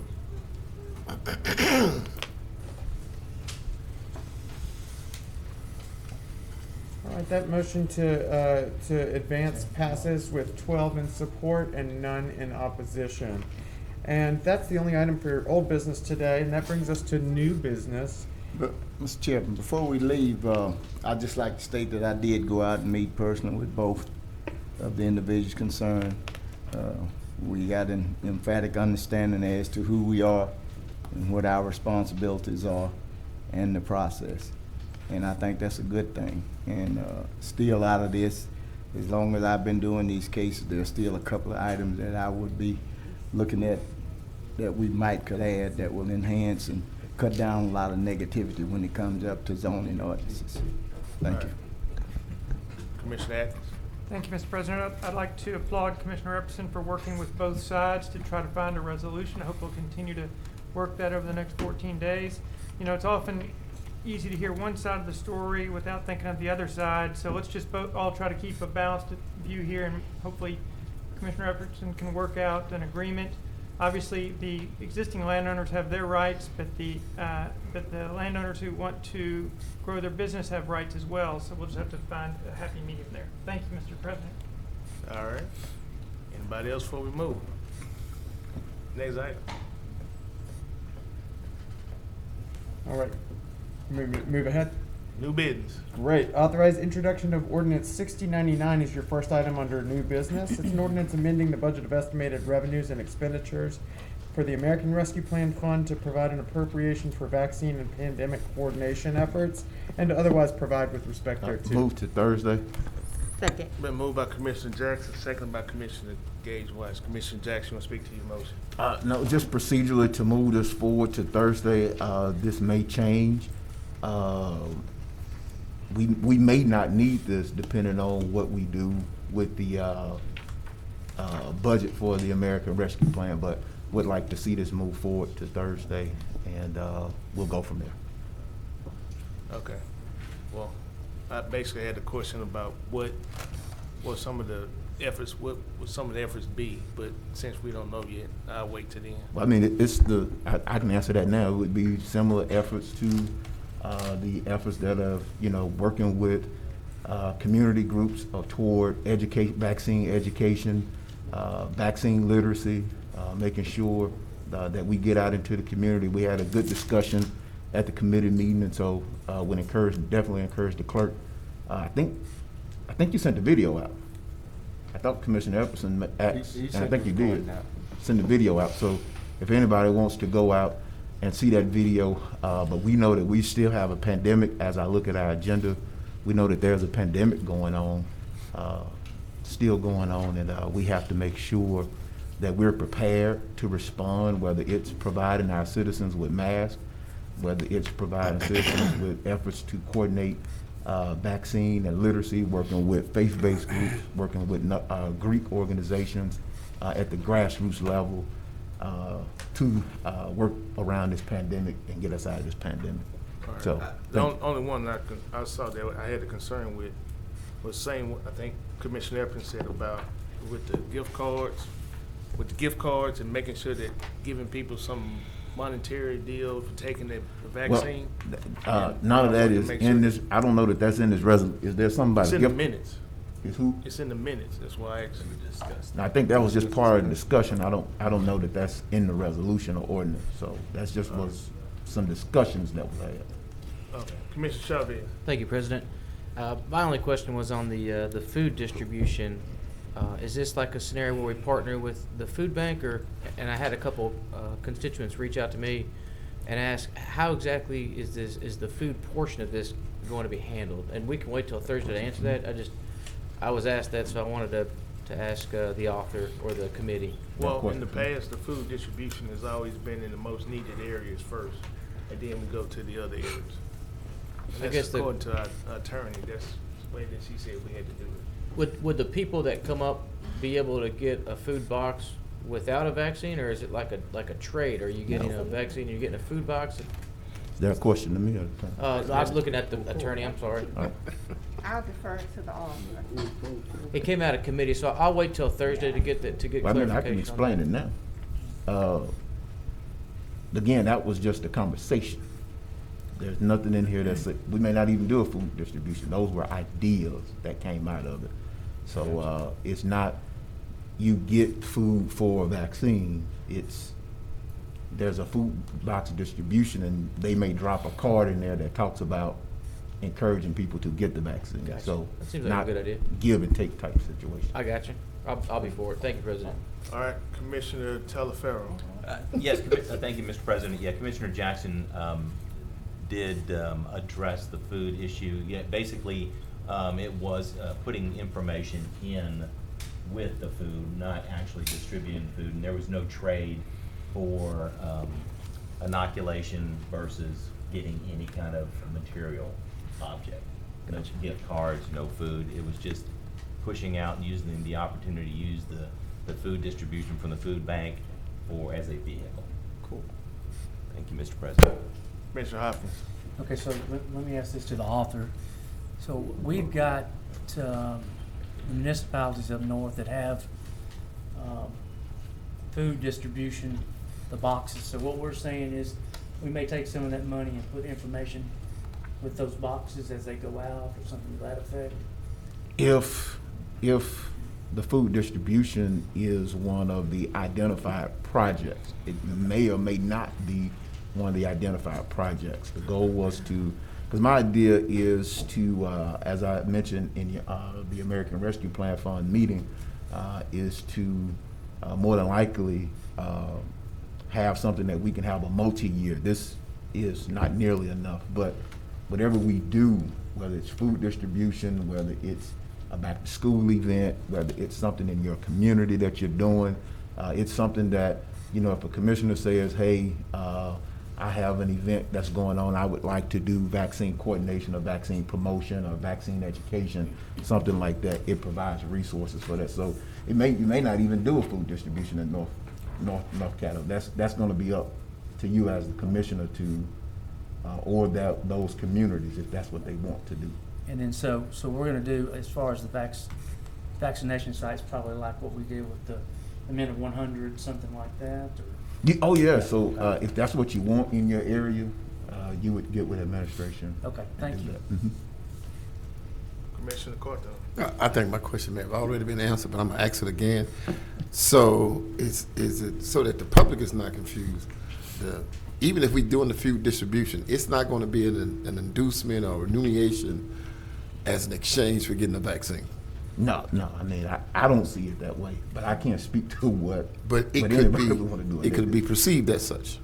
I don't think it should be. I think it should be whoever comes to the event, if they want to get a vaccine, they can. And if there's no vaccines being offered, they may drop something in the box to say, you know, have you received your COVID-19 vaccination? Here's just some literature on what it is. So not indoctrinating anybody, or not, as the word I use with Commissioner Teleferro, no quid pro quo, do this or get this, none of that. Well, that's good. Okay. That's what you mean? Yeah, no quid pro quo. Yeah. I mean, that's the only way I could call it. Thank you. Thank you. Seeing no one else, let's vote.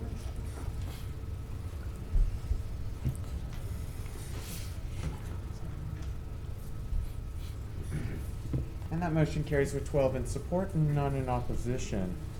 That brings us to the next item, to authorize the introduction of ordinance number 6100 of 2021.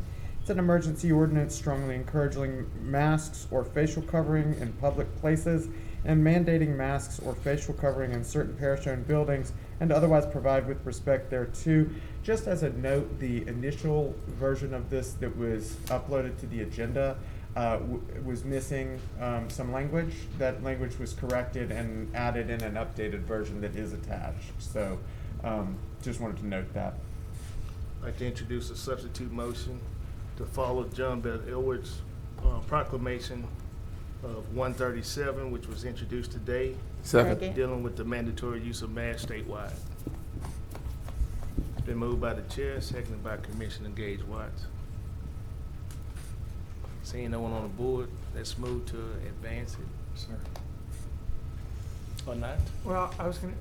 I see nobody. Okay, go ahead. I was just gonna say, I have not, I mean, I heard that a proclamation was made by the governor, but I've not had a chance to review it. But I will forward it to Thursday and we can all review it by Thursday. How about that? Yeah. Okay. Basically what it says is inside buildings, you will have to wear a mask. Inside any building. All right, well, that's fine. We'll take a look. Okay. See no one else, we'll vote on it. All right, and that motion carries with 11 in support and 1 in opposition. And that brings us to the next item, authorizing the introduction of ordinance number 6101 of 2021. It's an ordinance amending and reenacting section 32-46.1 of the Caddo Parish Code of Ordinances regarding the carrying of weapons and otherwise providing with respect thereto. Move to Thursday? What is this? Got a motion by Commissioner Jackson and seconded by, I'll second it so that we can discuss it. Commissioner Jackson, you want to speak to that motion? Well, I guess I'm doing administration a favor, but I don't know Yes, what sir, this you are. is. Don't run me out on the rail now. As well as the citizens of the parish of Caddo, because, should I keep talking? Should? Yes, because I think all of us got the same Yes, sir. question. We felt this was necessary because we have requirements that you can't have a weapon at the courthouse, on the grounds of the courthouse. And I talked to Attorney Frazier about this. Why not every Caddo Parish facility? We shouldn't have guns on any of our facilities. That's why this is on there today. I thought I was good. Do I still have the floor? Sorry, Mr. Jackson. So, No, you good. You Do I still done? have the floor? You done? No. Oh, I go was ahead. going. So this is not about guns. This is weapons. Basically, yes, I think. Is it- Any kind of weapon? Actually, it's about firearms. Okay. And what it is because there was an incident last week at the juvenile courthouse where a gentleman had a firearm in his vehicle. And there's nothing in our code that would prohibit that. The problem with that in his vehicle is that the entire front of that facility is glass and can be shot into. And it's a place where you have contentious custody proceedings and child support proceedings. And so the security over there, which is headed up by the sheriff's office, asked us to look at doing something like that we have in the courthouse, where it's prohibited for persons to have firearms anywhere on the grounds unless they're a law enforcement officer. Dr. Wilson has talked about the other parish facilities. At the time I wrote this, we did not have a list of those because you have to have the property description in here to determine what the grounds are. So it's my understanding that we're looking to get a list of those property descriptions from facilities and maintenance to add to this, hopefully at the time of final passage if it's moved forward. So I imagine the sheriff is supporting this? Whether he is or not, we are, Commissioner Jackson, because we don't want anyone to show up with any in our parks with weapons. Any place that the parish citizens are meeting to conduct business. Well, I'm just trying to lift some of this off of you. Yes, sir. Yes, sir. Because if we have, I assume we have a contractual relationship with them to provide security. Yes, sir, we do. Yes, sir. And so either they, I think it's going to more than likely boil down to. Yeah. Is this an additional measure on our part to take the extra step to ensure that no weapons on any parish facility grounds where we have people visiting those grounds that may be subject to being hurt with weapons being there. So we thought we would protect all of our facilities, not just one or two. And the sheriff as the security contractor for our facility, or those for some of those facilities. Initially, yes, he does provide services at the juvenile detention. Because we get like a Caddo list every courthouse. month of how many guns and stuff confiscated, right? Only at the courthouse. At the courthouse? Yes, sir. But would this include it now? Well, This would include juvenile. The courthouse is already taken care of. Right, and there's so no this is adding in. Yes. via a separate ordinance. There's Yes. an entirely separate ordinance for the courthouse. So we already kind of have this in place at the courthouse? Yes. Yes, sir. Yes, sir. It's my desire to make sure all the facilities have the same degree of concern and protection. Okay, I'm good. Thank you, Mr. President. Okay, so I got a couple of questions. Yes, sir. So the incident involved a vehicle that was parked on the grounds, but the vehicle had a gun inside of it that was visible. I'm The assuming. person had the gun inside the vehicle, and the person and the gun were visible. They entered the building with the gun, or they tried to enter the building with the gun? No, they were outside in the parking lot within shooting range of the glass. Okay, so I think it was to my understanding, and I could be wrong, that a vehicle is an extension of your home. And if you have a gun inside of it, that's saying like you that gun at home. That was my understanding. That's number one question.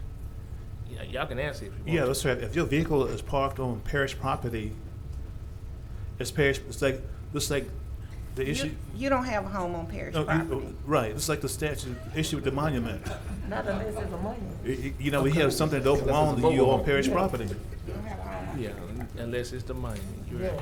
So, okay. So we're gonna have to put appropriate signage Yes, sir. on our parking lots. That's correct. To do that.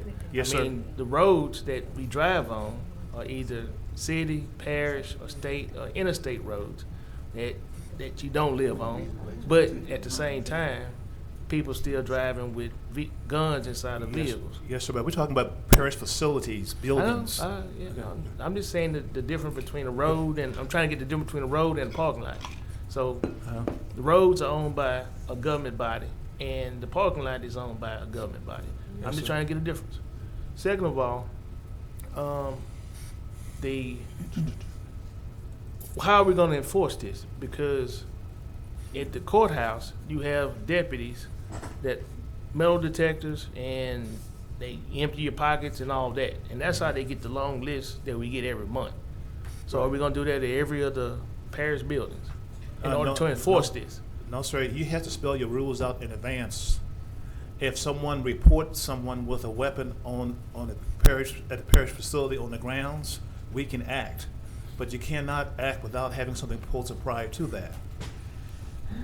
Well, I would rather us enforce it visibly, and then that way we know, because even every month that you can't go in the courthouse with guns, knives, or any other type of weapon, it continues to happen every month, and we get a report every month of all the different things that happen. Commissioner, actually, the facility is not the issue. We already have an ordinance that governs whether or not you can have this in the facility, and you can.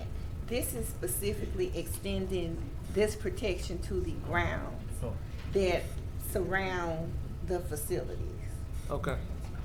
So you talking basically they can be on the sidewalk, but they can't be on the property. I'm thinking about I'm thinking about juvenile in particular. Basically, they can be out on the road, but they can't be on the parking lot and the sidewalk surrounding the building with it. Basically, as I understand it now, for the courthouse, they can't be on the lawn, they cannot be in the building. I would have to look at the city's ordinance to determine if it's okay for them to be on the sidewalk. They can be on the sidewalk because if you remember back last year, we had all types of AR-15s on one side of the road, and we had AR-15s on the other side of the road. Right. That's and correct. everybody was on the sidewalk. Right. That was a city property. It was considered city property. I understand. Because we called the sheriff's department, he told us to call the city police department because he has no authority on the sidewalk and the Right, road. and the city was sitting there. They had two of the Explorers in the middle of the road. Yes, sir. And I said that is one of the stupidest places to be because you caught in between crossfire. But that's what they did. All right, Commissioner Chavez. Thank you, President. Commissioners, I'll be voting no on this. The more I read it, the more I see the holes in the legislation. I just heard a lengthy debate between the president and the attorney, and they discussed having a weapon in a vehicle. However, I'm reading the subject line in it, the sentence. It says, "An ordinance amending and reenacting Section 32 of the Caddo Parish Court of Ordinances regarding the carrying of weapons." I don't know about you guys, but I don't carry my weapon in a vehicle. I carry it on my person. So to use the word carrying, I think that basically just disallows everything that was just said in this discussion in regards to leaving your vehicle in the car. But if we're going to go into that rabbit hole of having your vehicle in your car, and whereas parish buildings and their surrounding grounds, that's every trash compactor site. Every person in the rural area of this parish has their weapon in their vehicle at all times and shows up to throw their trash away. I am tired of Americans and law-abiding citizens getting their gun rights restricted because of some criminals. I'm not going to tell people that go to court, that leave their vehicle, that are responsible, that lock up their gun in their car, that go in to do the matters of the parish during court, get back out to get in their car, only to drive home and then get assaulted at a gas station. I'm not going to tell them that they can't be protected because they went to court to go take care of something, or they went to take their trash out. I think that's absurd. I'm against this, and we have protocols in place to have deputies at the front door to disallow firearms within the Caddo Parish building. But to tell people they can't have it in their parking lot, that's absurd. I'll be voting no. Thank you, President. Commissioner Teleferro. Thank you, Mr. President. I do have an issue with I'm familiar with the law, and it is an extension of your home, and it is one of the rights that are given to us through the state of Louisiana and some of the other states that we have agreements with. If you're saying that we are the parish, therefore we make the laws, we are public facilities. We're not private. And it would be different if we were a private facility on private grounds where the public would have to have permission to come on those private grounds.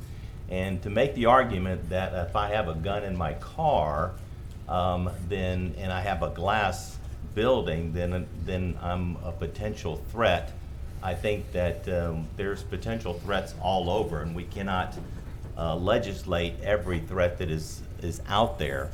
So without the, I'm very concerned also that we have not spoken with the sheriff, since he does provide the security for a lot of our facilities.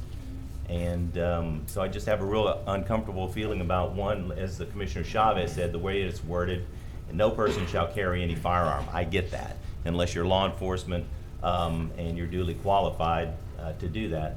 But taking away the right to carry a firearm in your vehicle, I think is an overreach. Thank you, Mr. President. Attorney Frazier. Commissioners, the first thing that I would point out about this is, if you look at it, parish buildings and grounds are defined as 3 very specific areas and with property descriptions. Trash compactor sites are not mentioned. Quite frankly, at the juvenile justice complex, if that person parked on the street, which is like half a block over or not even that far over, a few feet, and walked up, this would not apply. This is only talking about the parking lot around the juvenile justice complex and the other items that you already actually had in here. So, which are government plaza, and with the exception, you already have this in your buildings. This is not adding anything new. You already have it on the buildings and grounds of your main buildings. If you've got a place where you don't want it, you simply choose not to add it to the ordinance. But that not having it or not adding a place that has been told to be dangerous doesn't protect us from any liability if somebody gets shot up over there. And you're particularly looking at a place with the juvenile buildings and grounds where you've got issues. You've got issues of custody. You've got issues of child support. Anybody will tell you that family law issues are the most likely to lead to domestic violence incidents or shootings in a court setting. So I don't know if you want to just dismiss this when you can very easily accept other places that you don't want it to apply. In this particular instance, it's not a reach to try to get people from not being able to carry their firearms in their vehicles. The problem becomes, what if he had gotten out to shoot at that woman who had just gotten that child support award in court, and there was nothing there to prevent that? And all you're asking him to do to be able to carry his firearm is park on the street and leave it in his vehicle.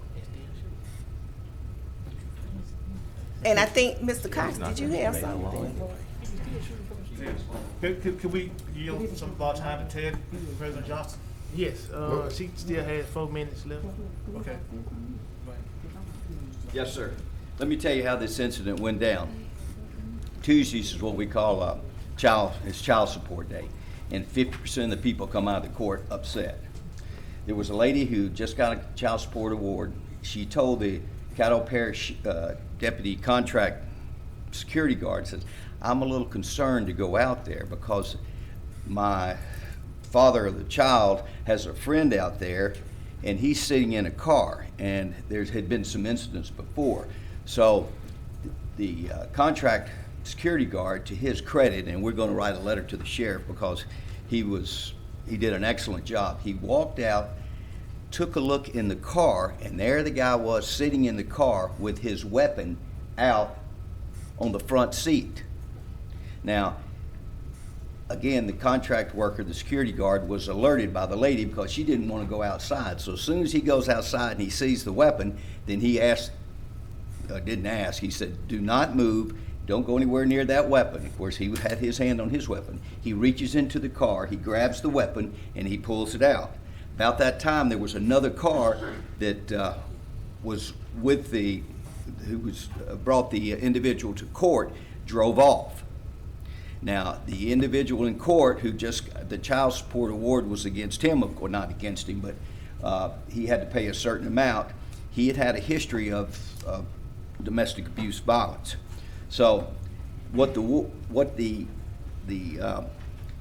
ordinance is aiming at as far as security is, if you look at the juvenile court, you see that parking lot. And that parking lot right there, that's where most of the trouble comes from when you have an incident happens in the parking lot. And that's when the security guards or the bailiffs have to go out there and calm things down, separate people or what have you. But that could have been a serious incident had it not been for the deputy sheriff who had went out there. He's a retired Shreveport police officer. He had the instinct to take a look at the car, and he kind of walked up with the guy not seeing him.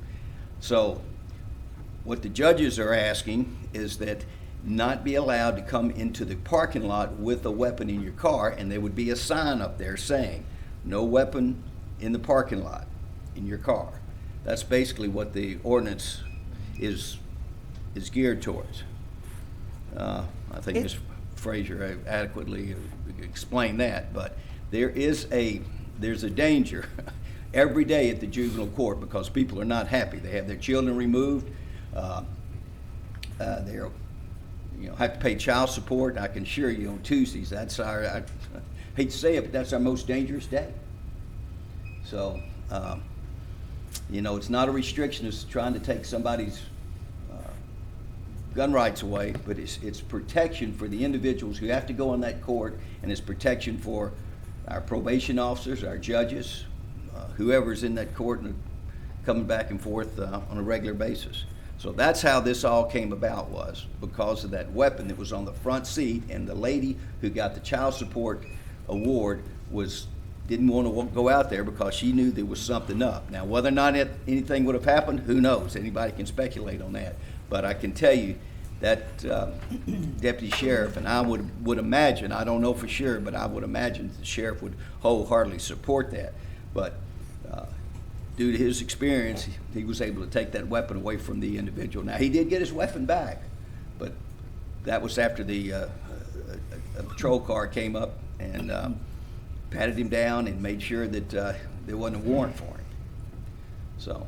And just to clarify, the deputy contacted my office. Right. So it wasn't the sheriff, but it was the deputy that contacted me to put this in motion. Okay. Are you done, Attorney Frazier? I'm done. All right, Commissioner Burrell. Mr. Chairman, through all this, I was going to see if you can excuse me so I can go and take my weapon back to my truck. If that's okay. I'll just keep it. Okay. That's it? Yeah, I just keep it for right now. Commissioner Epperson. Call for the question on the motion. Second. Question has been called on the motion. Been called by Commissioner Epperson and seconded by Commissioner Chavez. Let's vote on calling of the question.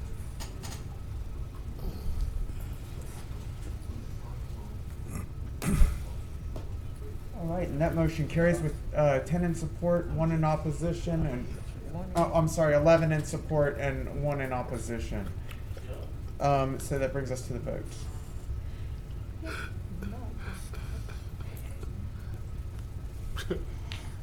Y'all crazy. Y'all got stuff. Are we voting now, sir? We're voting now on to advance or not to advance.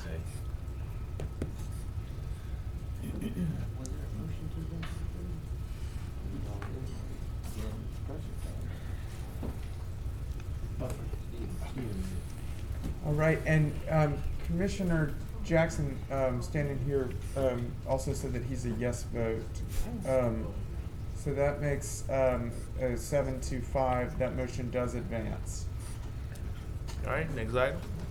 And that brings us to authorizing resolution number 60 of 2021. It's a resolution urging and requesting the Louisiana Department of Natural Resources Office of Conservation to schedule a meeting with Caddo Parish citizens and to otherwise providing with respect thereto.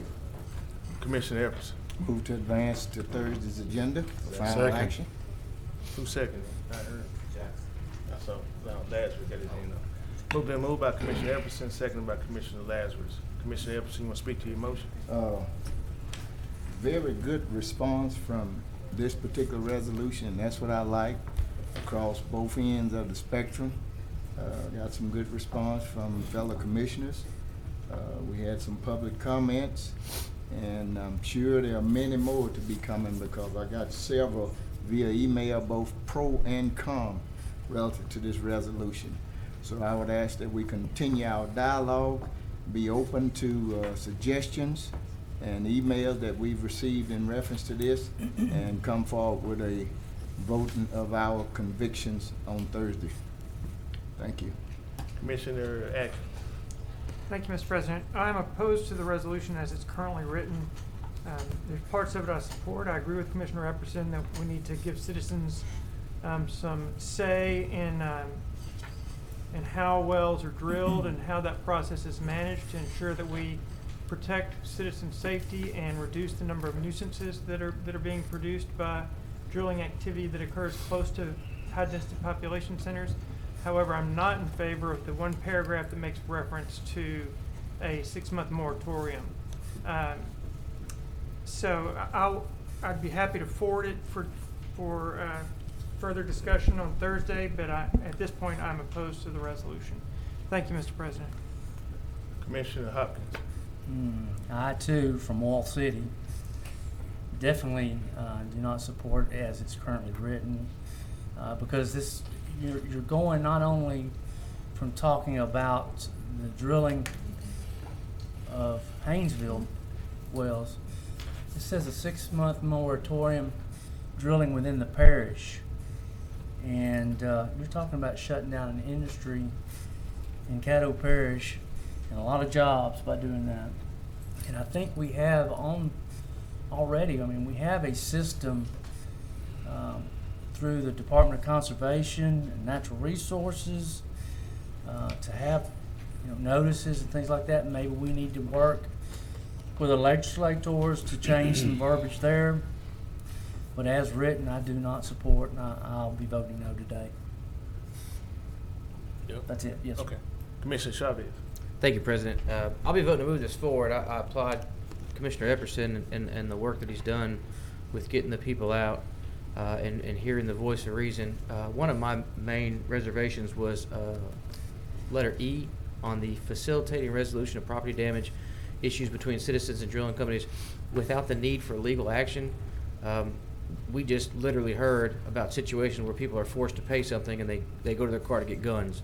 So I think the lack thereof of legal action in regards to compensation, I don't know how we can achieve that. I don't think a lot of people are going to be agreeable without the court stating that they're going to have to pay for this or that. So I would like to see something changed on that before we get to Thursday. That's all. Thanks, President. Commissioner Young.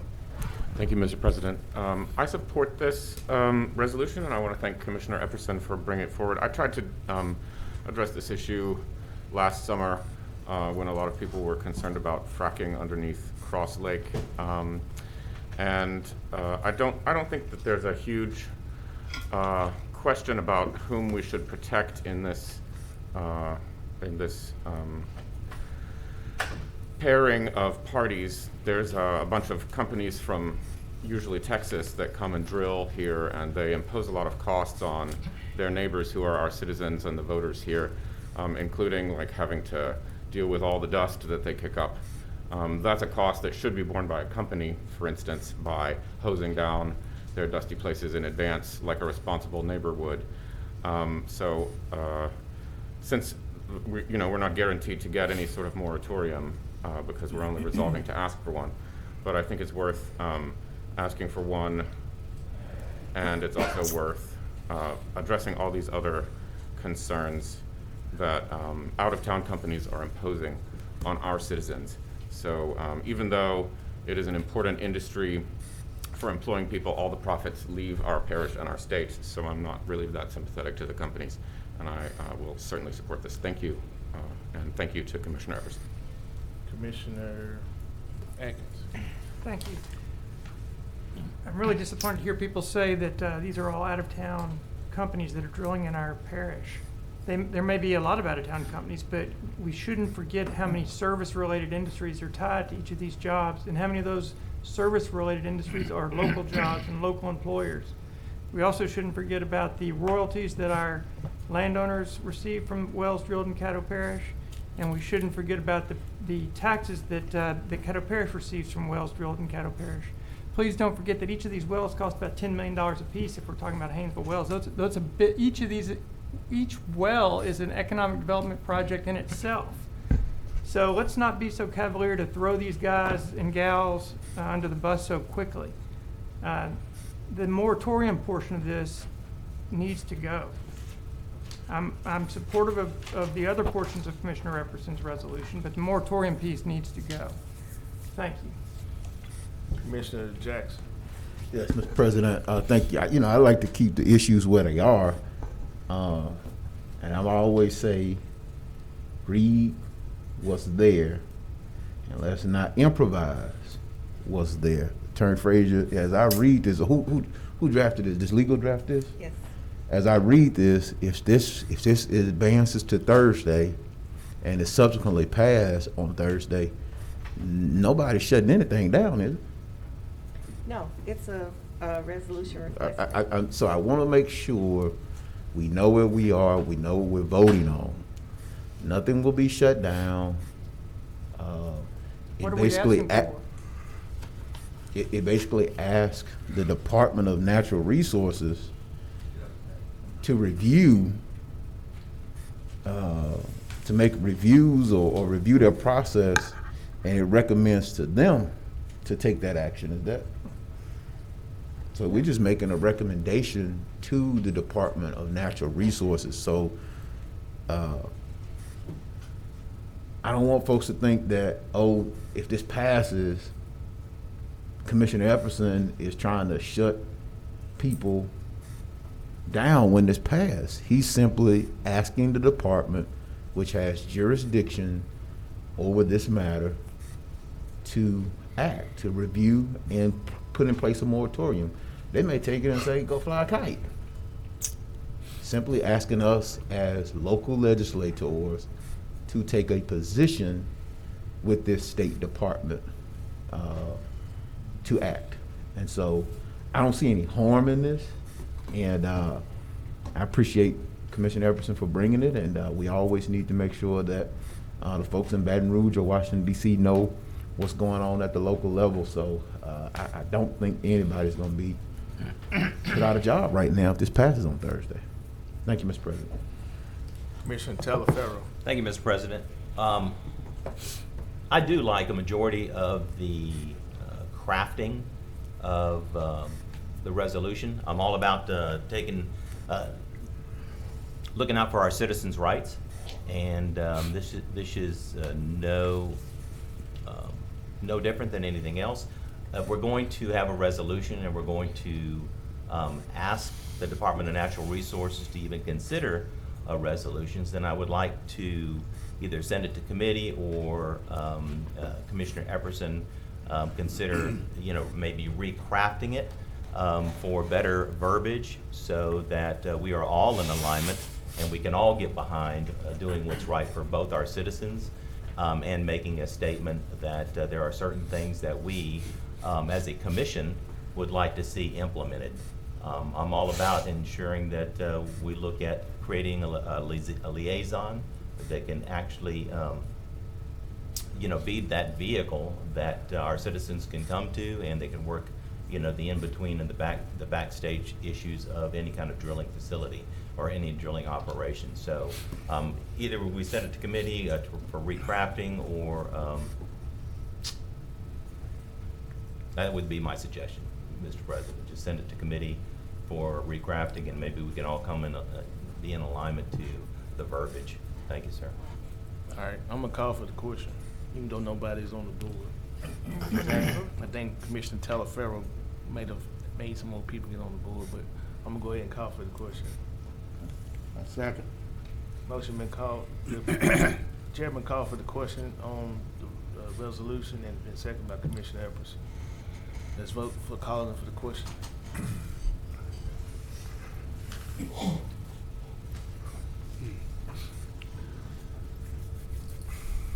And that motion carries with 12 in support. That brings us to the motion to advance. Now we vote on the resolution and the motion that was presented.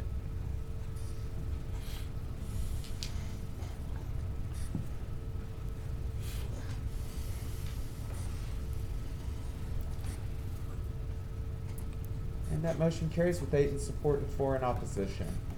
That brings us to our next item, authorizing resolution number 61 of 2021. It's a resolution recommending amending the Caddo Parish personnel policies to require parish employees to take a COVID-19 vaccination and otherwise providing with respect thereto. Commissioner Burrell also provided a proposed amendment to this item that has been attached to your agenda electronically. So move, Mr. Chair, if I can get a second, I'll explain it to Thursday. Been moved by Commissioner Burrell, second by Commissioner Jackson. Yeah. Commissioner Burrell, you want to speak to your motion? Yes, sir, Mr. Chairman. After careful consideration of what is taking place now with the Delta variant versus the Alpha variant of COVID, Louisiana is starting to be devastated with this Delta virus. I have admitted before I caught the initial virus, which was the Alpha variant, as I understand it, and it's not nearly as bad as this Delta variant. If you look on your desk in front of you, I try to do my research as best as possible and then try to put forth legislation that hopefully is compromising. The initial resolution that was put forth was sort of not structured completely right. That's why we came up with a substitute motion, and I've got an opportunity to at least mention it or discuss the amended version with you. And what the amended version does, it does have some vaccination requirement of all parish employees, because I think that if we're going to push anything, we need to start at home first. But there is an alternative to this. You would have to be tested for COVID weekly if you choose not to get vaccinated. And it's more so for you're not passing it on to someone else as it is yourself, because if you don't feel that vaccinations are for you for whatever reason, whether it's your politics, whether it's your health, whether it's your religion, that's you. But if you are, if you catch the Delta variant, which is now very, very contagious, then you pass it to others, then you're violating others' rights. I would like to read a couple of sections from the editorial page of the Times, in which I was out of town this weekend, but when I got back, my paper was there, and it just kind of hit me in the face. And I also have an article here, and to try to explain why I came up with this resolution. Starting with the editorial page, if you look on your desk, it says it's time to mandate COVID vaccines for some. And it goes on to say, as a new wave of COVID-19 infections sweep the country, driven by a highly contagious variant, an era of carrot incentives to increase the number of fully vaccinated Americans has played itself out. Basically what I got from that is that we've tried to place it on the public for them to go and get vaccinated for the protection of yourself and for others, but we have failed along the line. And to prove that, I've looked at some other statistics that I researched on this last week, looking at Louisiana. It says the Delta virus had a 700% increase over the last 2-week period. Louisiana is considered the third highest in the nation per capita, if not possibly the second. Among the unvaccinated, and these are the unvaccinated person who's still holding out. 95 to 97% of them are the new cases that are being hospitalized. 85 to 90% of the deaths are associated with the unvaccinated. Locally here, I checked with some of the doctors here in the hospitals. They said 2 weeks ago, or right at 3 weeks ago, their COVID hospital beds were empty. Now they are full. More children are being affected. Both vaccinated and unvaccinated individuals can spread the virus now. New information is indicating. But the unvaccinated has the unvaccinated has a higher viral load that can be transmitted. Also, that it's more communicable now, they found out, than flu or chickenpox. The Delta virus is more contagious, according to Dr. John Bachier. What is it, Bachier, who is the professor of pediatrics and director of community testing and vaccination outreach at LSU Health Shreveport Center for Emerging Viral Threats. The reason that the Delta virus variant is so important is that it is estimated to be 50% more transmittable than the Alpha variant. Commissioner, you need an additional 3 minutes? Yes, sir. Move to give you 3 minutes. No, I don't have no 3. Just give me Two? 2. Move to give him 2 minutes. Go ahead and give him 3. Okay, give me 3. Hope I get the Because same this is so important. generosity. This is not something to laugh or sneeze at. He said the reason that the Delta variant is so important is that it is estimated to be 50% more transmissible than the Alpha variant, which was already 50% more transmissible than the original virus, according to Dr. Bashir. Some who is sick with this virus produces a lot more of the virus, 100 to 1,000 times more virus in your nose compared to the prior strain and the variant that we've dealt with. So, Mr. Chairman, I'll cut it off at that. I think that I've given you enough information to at least understand why this is so important at this time. And as I said before, if the employee doesn't get vaccinated, then they have the option of being tested weekly. I think that's the least that they can do so that they would not infect others. Thank you, Mr. Chairman. Okay, Commissioner Chavez. Thank you, President. I'd like to make a friendly amendment on underneath general procedure to change E from the once an end to the national COVID-19 pandemic has been declared. This provision shall no longer be applicable. To change the wording to state this policy shall be revisited every 12 months. If I get a second, I'll say why. Second. Thank you, sir. The author and I talked about this. Personally, I think COVID-19 is going to be with us forever. So my concern is if we do pass this, and if it's infinite, and the feds run out of money for COVID, that the parish will end up footing the bill for that testing for the ones that choose to get testing as opposed to vaccination, and that could get quite pricey if we are the ones that end up having to pay it. So I think revisiting this in 12 months, if it passes, would be a good rule of thumb. So I'd appreciate your support in that amendment. That's all. Thank you, President. Mr. Chair.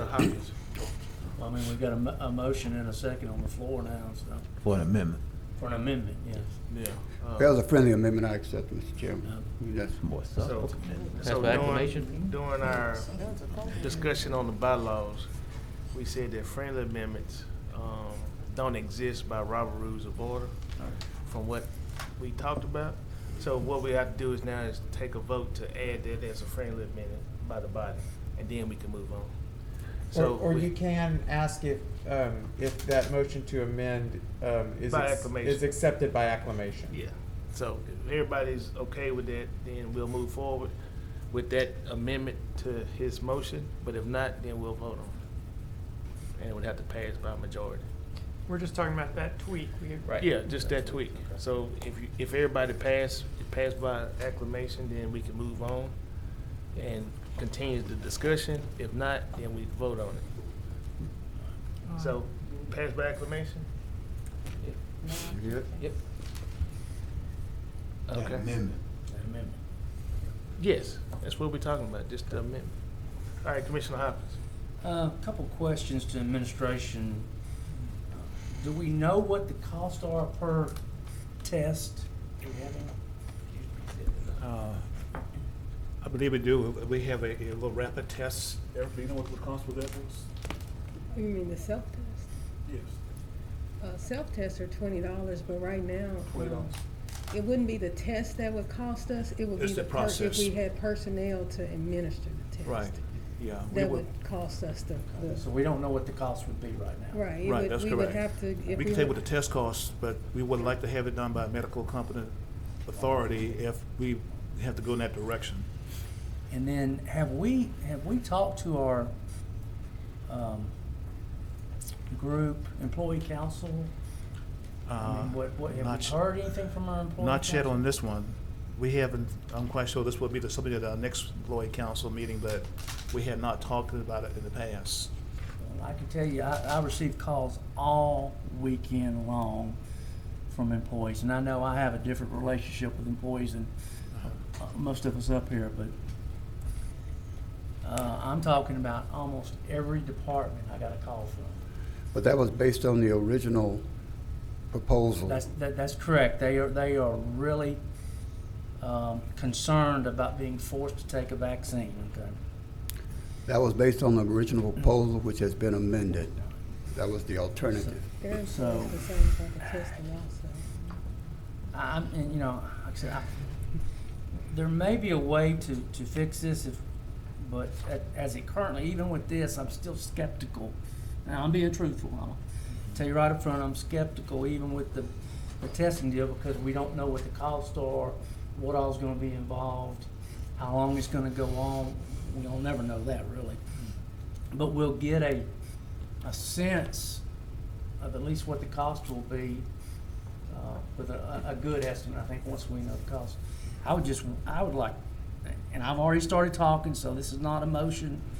I would like us to wait maybe and revisit this, maybe in committee or something, have the employee council also be part of this discussion, along with administration, before we make a change. I mean, this is a serious change that will affect the parish.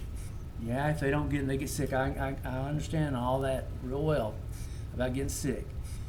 But you're talking about people that are on the drop and real close to retirement that will leave us, good people that will leave us if we do, because they may not want to be tested weekly either.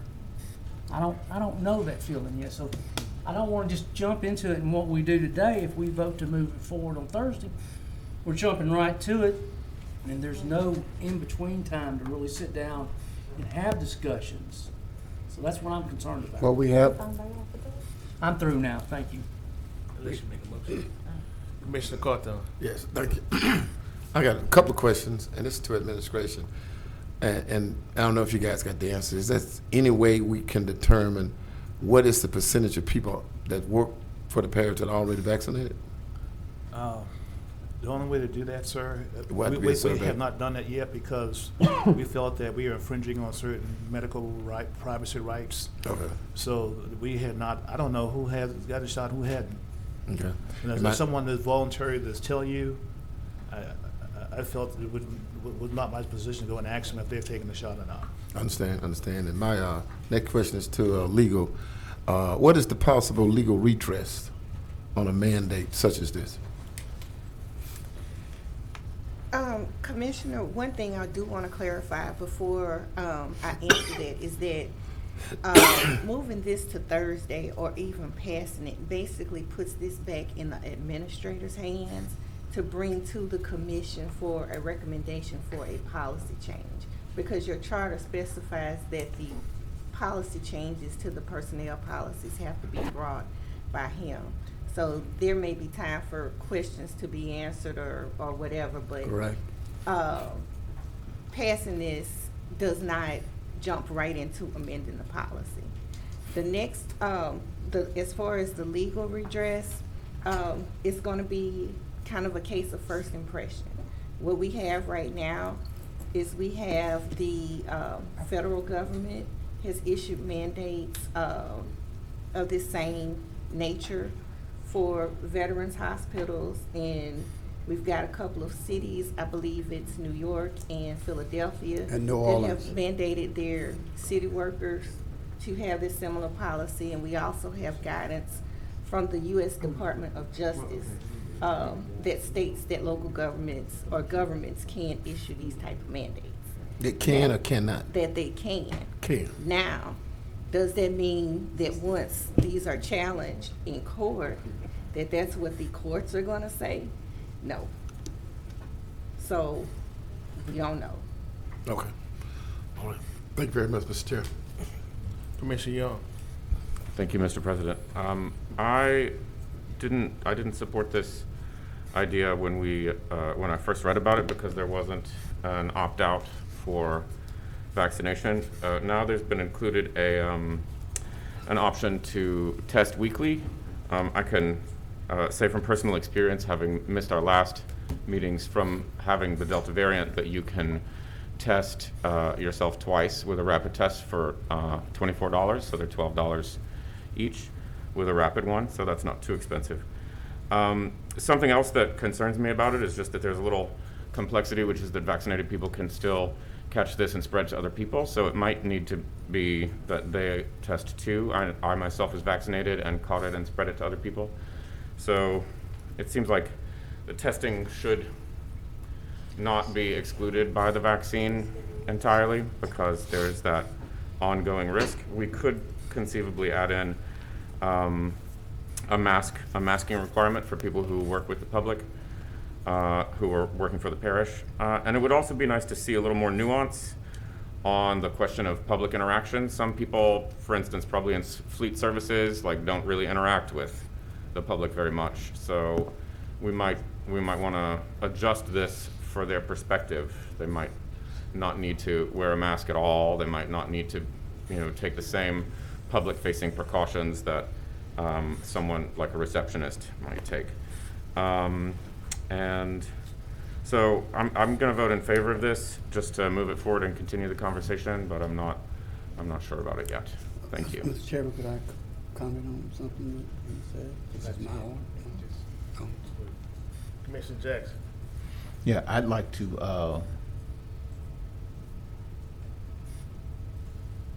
never mind. I think is the time for the administrator to make that recommendation in here? No, it is not. Well, I mean, the only dates that we have so far are like September 17th, I believe is in there because that's 30 days out from your next meeting. And so it anticipates, the commission has 30 days to act once. I guess this is my point of clarification. I'm not speaking yet. This is my point of clarification. So point of clarification, it says the personnel officer shall prepare such policies and recommend their adoption to the administrator. Upon approval by the administrator, the personnel policy shall be presented to the commission for adoption. The commission shall act within 30 days. So I guess my point of clarification is, does that give the administrator and the personnel officer, I'm assuming HR, a time limit to get this done? Is that what that means, or is that not? No. Okay. What that means is that the commission, once the administrator presents it back to you all for passage, will have to either vote it up or down within 30 days of his presentation. And it's written, the dates that are in it anticipate him presenting something by the second meeting in August. Well, But that can be changed. I would like to offer up an amendment that would require the personnel officer and administrator to get that recommendation back to us by our next meeting our next regular session or next work session meeting. Second. If I can get a second. Been moved by Commissioner Jackson to, say that again? To provide that recommendation to us by our next work session meeting.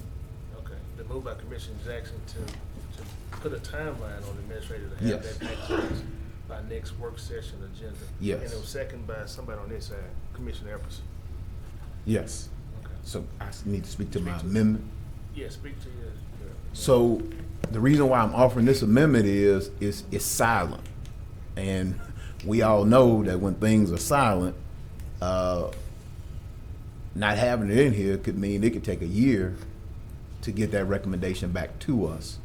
I do think that some accommodations have been made. I agree that maybe some things can be nuanced a little bit better. But I don't want to see this just kind of be set on, we know that we're in a pandemic and we know what needs to be done. And so I don't want to see this kind of slow roll. And I'm not saying you intentionally would. I just think that we need to go ahead and get some things done. And so I'm just speaking specifically to this amendment, and I'll speak to the resolution overall once we get off the amendment, Mr. President. Thank you. Commissioner Epperson. I think the amendment in the original amended version that Mr. Burrell had put forward is adequate. Mhm. I think it's entirely up to the responsibility of the administration to administer policies such as this. Throughout my working career, we experienced, I don't know if Mr. Johnson, you were out at Pennzoil Quaker State when we had the tuberculosis outbreak. A number of things that we had to do. And I'm just an individual that I have a little compassion for my fellow, my fellow workers, you know what I mean? We may have someone that we are working with that has some kind of major underlying conditions, health conditions, and they won't divulge it, you know what I mean? And some of us, we gotta go out and hit happy hour in the evening time and drink and cajole around in and everybody, and then you come back to work around those employees that's trying to do right. Think about, what about when your kids went to college? Had to get that meningitis vaccination. Even though you're paying thousands of dollars worth of tuition, you still had to go through all that again. What about when we go to elementary school? We take the kids to daycare. You go down there and open up the refrigerator and it's full of Moxil. I think it's just selfish. And I think it's calloused. And I think it's heartless for an individual to not want to do something that will not inconvenience them at all, whereas they wouldn't hurt their fellow man. I will be supporting everything on this measure. Thank you. Attorney Frazier. I had an opportunity to state my comments when Commissioner Cawthorn asked the question. Okay. Commissioner Gage White, she hadn't spoke yet. Thank you, Mr. President. It's on the amendment, right? Yes, this is on the amendment. I do support this amendment as well as the original legislation. I'm glad that Attorney Frazier was able to clear that we have a responsibility as a government body to implement a policy as such or recommend it to our administration. After 616,000 fatalities and at least 400 children that has lost their lives to COVID-19, you wouldn't think that we would need to even provide this type of legislation to encourage others to protect themselves. There's so many unknowns, but yet there's so many facts. The facts are that over 125,000 breakthrough cases in 38 states represent less than 0.08% of the 164.2 million plus people who have been fully vaccinated. This disease is heartbreaking, and it is personal for me as well, unfortunately. As I've mentioned before, losing my brother to this, I advocated even before his loss that we should wear masks, wash our hands, and hoped for a vaccine like this one day. I think that as we are in over a year into this pandemic, and we have a weapon to use, this COVID-19 vaccination is available to us. And that's something that we did not have in the past. No, it's not 100% effective, but neither is your seatbelt. But I choose to wear it than to be caught dead sitting on it. This Delta variant is ultra contagious, and it's our responsibility to keep the vast community as safe as possible. I'm going to choose people over politics, as I always do, and I'm going to support this resolution. Thank you. Initially, when I saw the resolution, I was opposed to it because I did not want our employees to be forced with either taking the shot or finding another job. This amendment that Commissioner Burrell puts in gives them an option to have the shot or take a weekly test. Just found out today, one of my childhood friends from 1976 just died of COVID-19. It's real. It's not nothing to play with. You know, this variant is very deadly. I had another friend that's in New Orleans. He's a funeral home director. He was coming to Shreveport this weekend, but there was one of our friends, mutual friends, that had some underlying health conditions. So there was about 9 to 10 that was coming from different parts of from Louisiana and from Arkansas and from Texas and Oklahoma. And they was coming here for the weekend. But each one of them knew that one of them had an underlying health condition. So they all took a test. Now the one that was in New Orleans walked around healthy, fine, no problems. Tested positive. Didn't know it. Had he not taken that test, he would have came here and probably exposed the one that had underlying health conditions. So taking the test, to me, weekly, if you don't take the vaccine, shouldn't be a problem. So that's why I will support this resolution, as not saying when I mentioned in the early ones that I wouldn't support, but I will support this one because if you're not vaccinated, then you need to do something in order to make sure that you protect other people that you're around. Commissioner Burrell.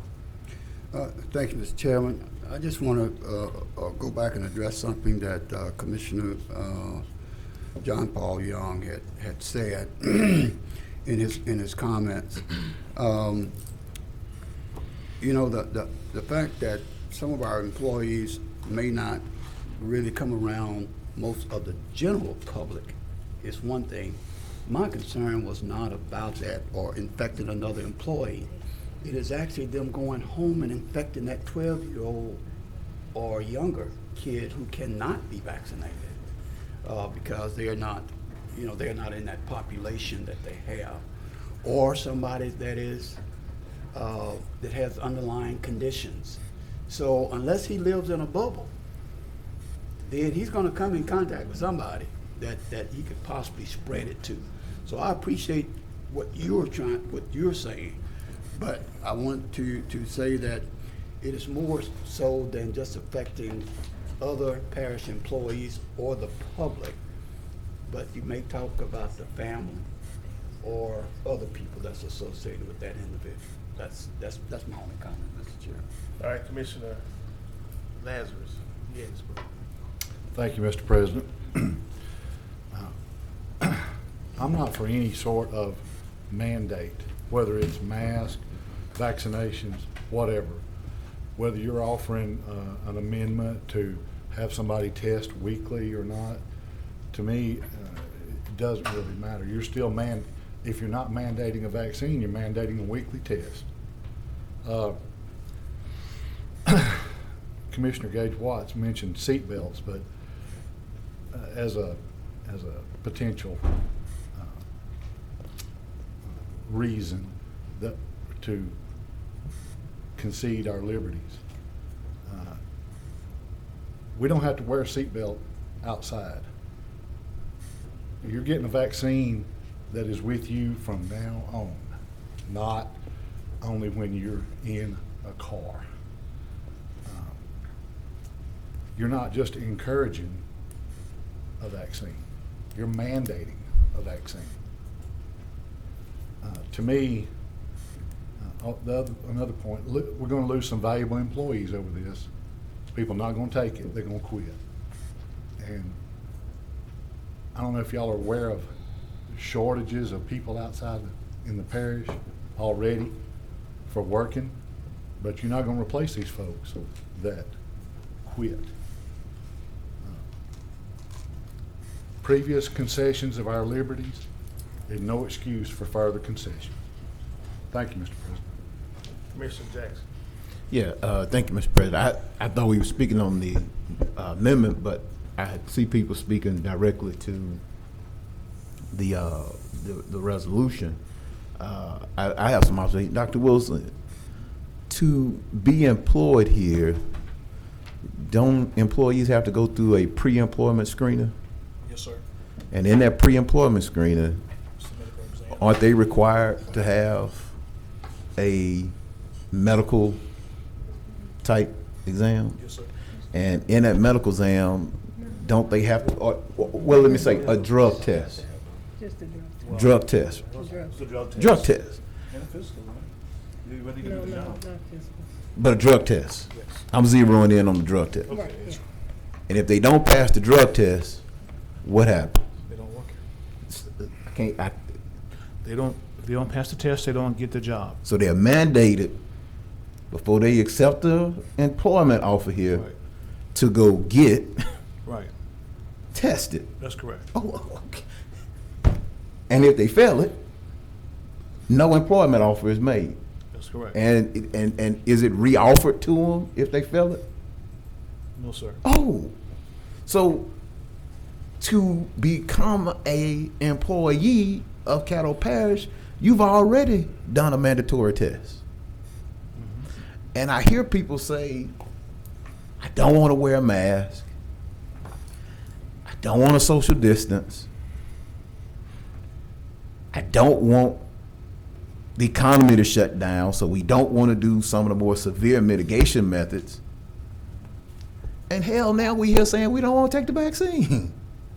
What do you want to do? I'm trying to figure out. You want to have it every way.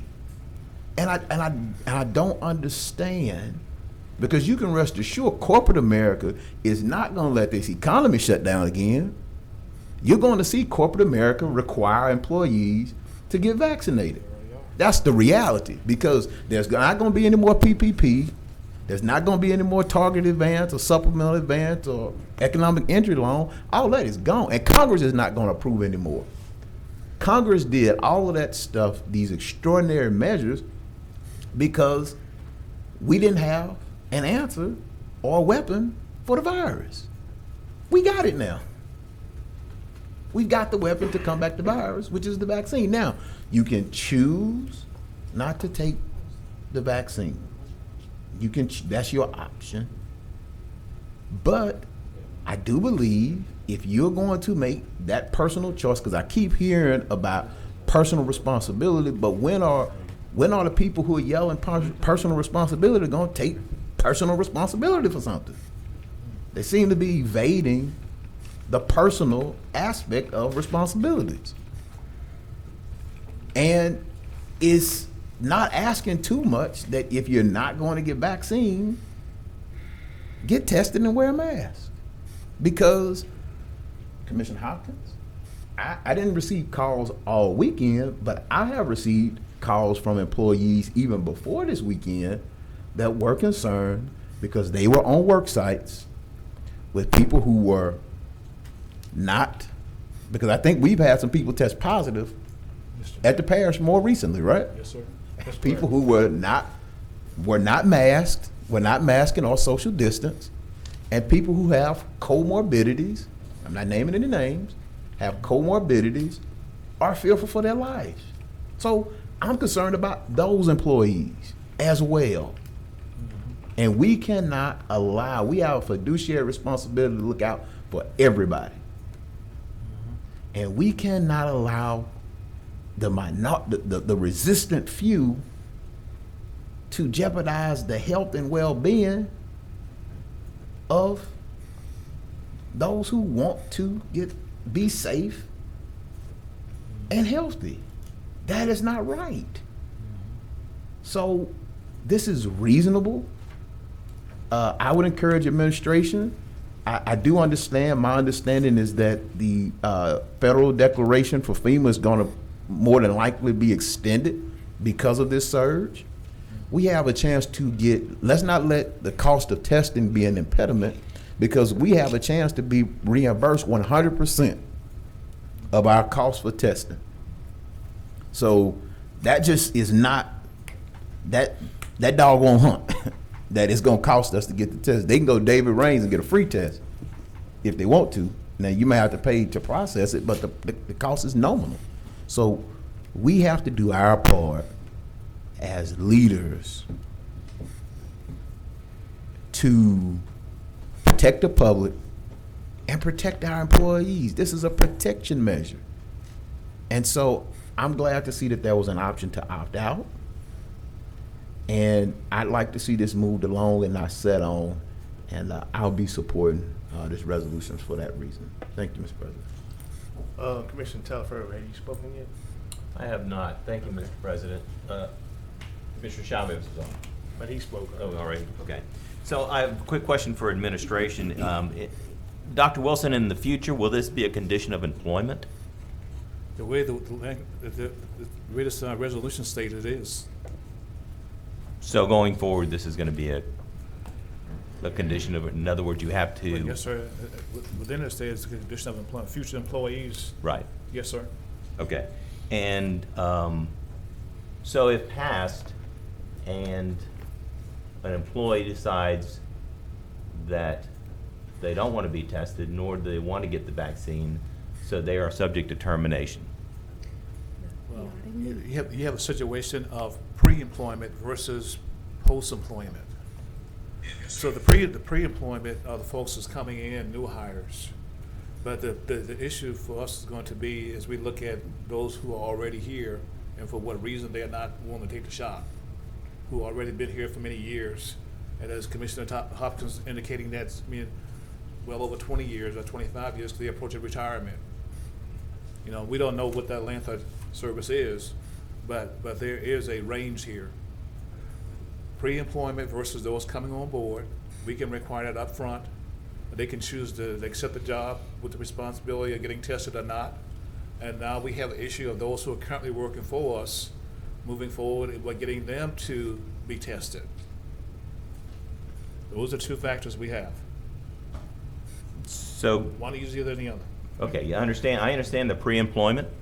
I do. As far as those employees currently, so what you're saying is we just don't know how we're going to handle this. If it passes, how we're going to handle those employees who are currently under our umbrella, or the people that are currently under our umbrella of employment. What's going to happen if they say, you know, I don't want to take the test and I'm not going to take the vaccine? Do what you will with me. Okay, you want the legal answer first? Sure. Go ahead, Donna. Commissioner, the way it's written, it states that they would be subject to discipline, and we have a progressive discipline policy. So each individual would be handled based on whether or not they've been disciplined in the past, what level of discipline they've received in the past, and that kind of thing, probably before you get to termination. Okay. So if I've been, you know, I'm taking this down, I know that if I don't have any discipline on my record and I choose not to take the vaccine and I choose not to take a test, then I'll be counseled. And then there's a certain number of counseling sessions that Human Resources has set up before termination is It goes considered, to correct? letter reprimand. Right, I understand. Then from there, it Yeah, so goes there's a to- progressive, Right. okay. Right. All right, thank you. Thank you, Mr. President. Commissioner Chavez. Thank you, President. I want to get a point of clarification on Commissioner, I think it was Jackson, I was out of the chamber. What was the amendment? It's the wait for Dr. Wilson's, Oh, it was to allow, to require the administrator and the HR director to make their recommendations to us by the next work session. Assume if this passes. okay.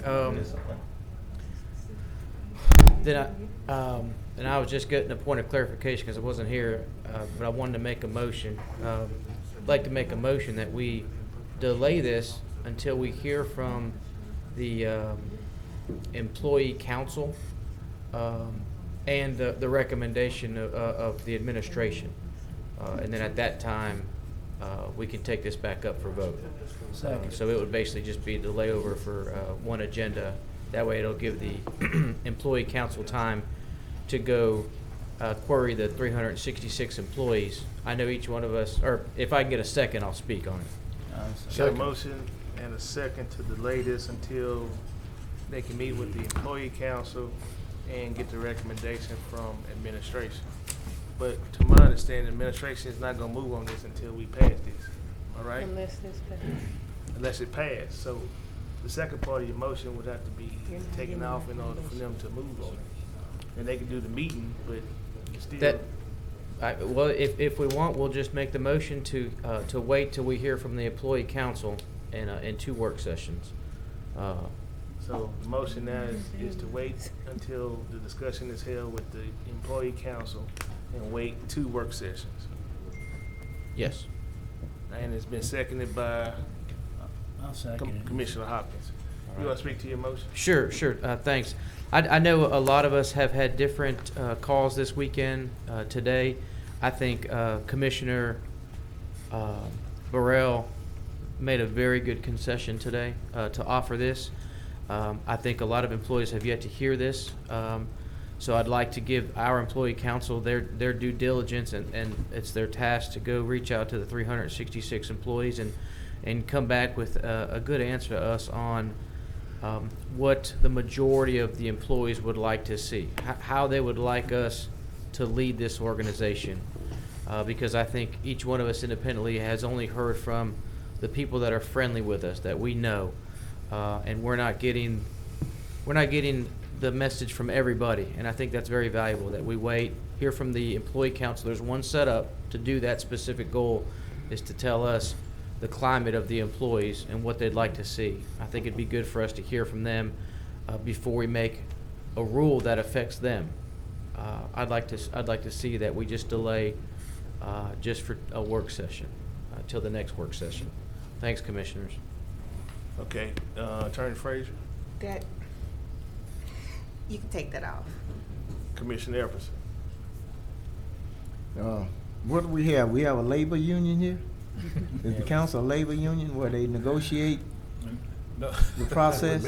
No, sir, we don't have a labor union. We had an advisory board that I meet with employees represented from each department once a month, and we talk about common issues that's going on. There's only advisory capacity. They give us the inputs of what the rank and file is feeling, and we kind of resolve the issues and give them answers, and then we move on. But they don't help set policy. They just verify the climate of the organization. Okay, well, that's what I thought. So I think what Commissioner Jackson has proposed, getting back to us at the next work session, is timely.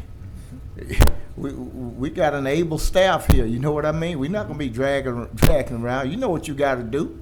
Yes, sir. You do it. And you've been given a timeline to give us a definitive answer. That's enough time to get with the council. Yes, sir. And bring that back. So I won't be supporting that motion because this disease is moving. We running around delaying, but the disease is not delaying. Thank you. Commissioner Burrell. Well, Mr. Chairman, I think we've tried to twist this pretzel in every way possible in order to not take on our own personal responsibility as commission leaders.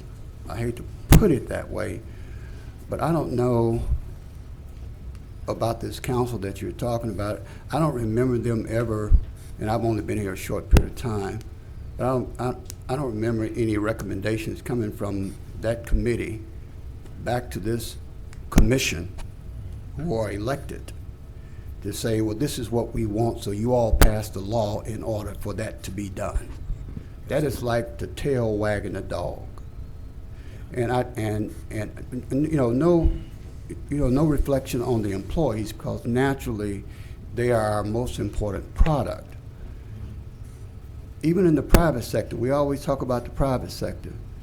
Go out there and Google the companies that are now making it actually mandatory. They're not given an option to go and be tested every week. This is mandatory from the private sector.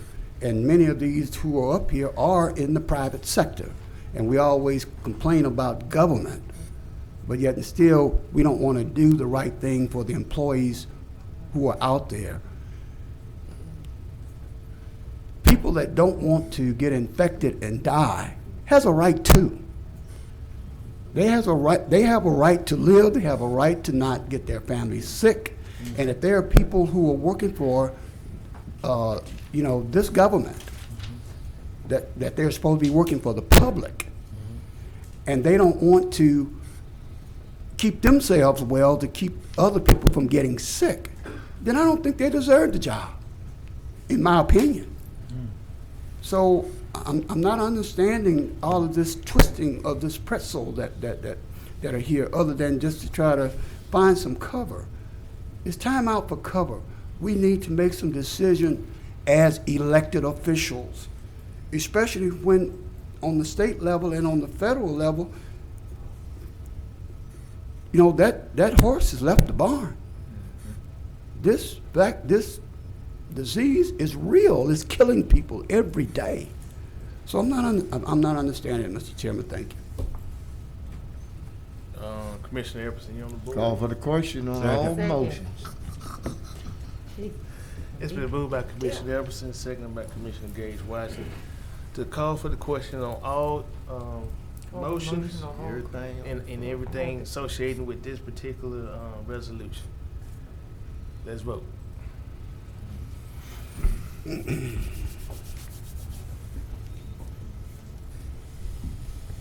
Okay, that motion carries with 11 in support and 1 in opposition. Now we'll take the last motion that was by Commissioner Chavez. Chavez, seconded by Hopkins. Yes. Is the most recent one? Yes, and then the next one after that, if that one doesn't pass, will be the one Commissioner Jackson has. Correct. Let's vote. This one is to postpone until after the employee council can review. I believe it was, Commissioner Chavez, did you suggest 2 meetings? 2 work sessions. 2 work sessions, yeah.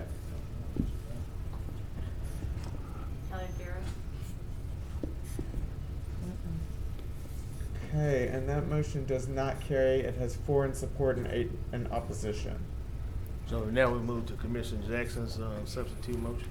And Commissioner Jackson's substitute motion was to ask administration to include in the resolution a request to administration to come with a recommendation to the commission at their next work session.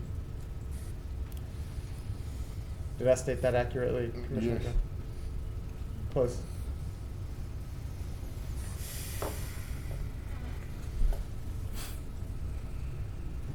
And that motion carries with 10 in support and 2 in opposition. All right, next item. Let's see, we vote as amended then. So that brings us to the original motion of to advance as amended. All right. Mr. President, there seems to be I'm seeing some confusion around the horseshoe. What was that vote we just took? That was to amend the motion or amend the resolution to include a recommendation that the administration bring a recommendation of.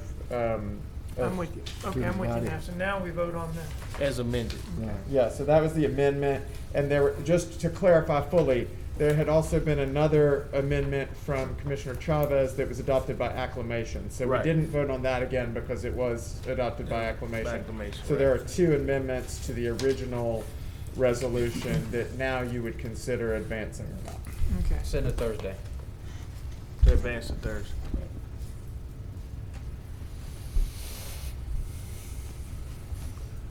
And that motion carries with 8 in support and 4 in opposition. And that brings us to the next item, to authorize a special resolution honoring Irene Kamala Lacey. So moved. Second.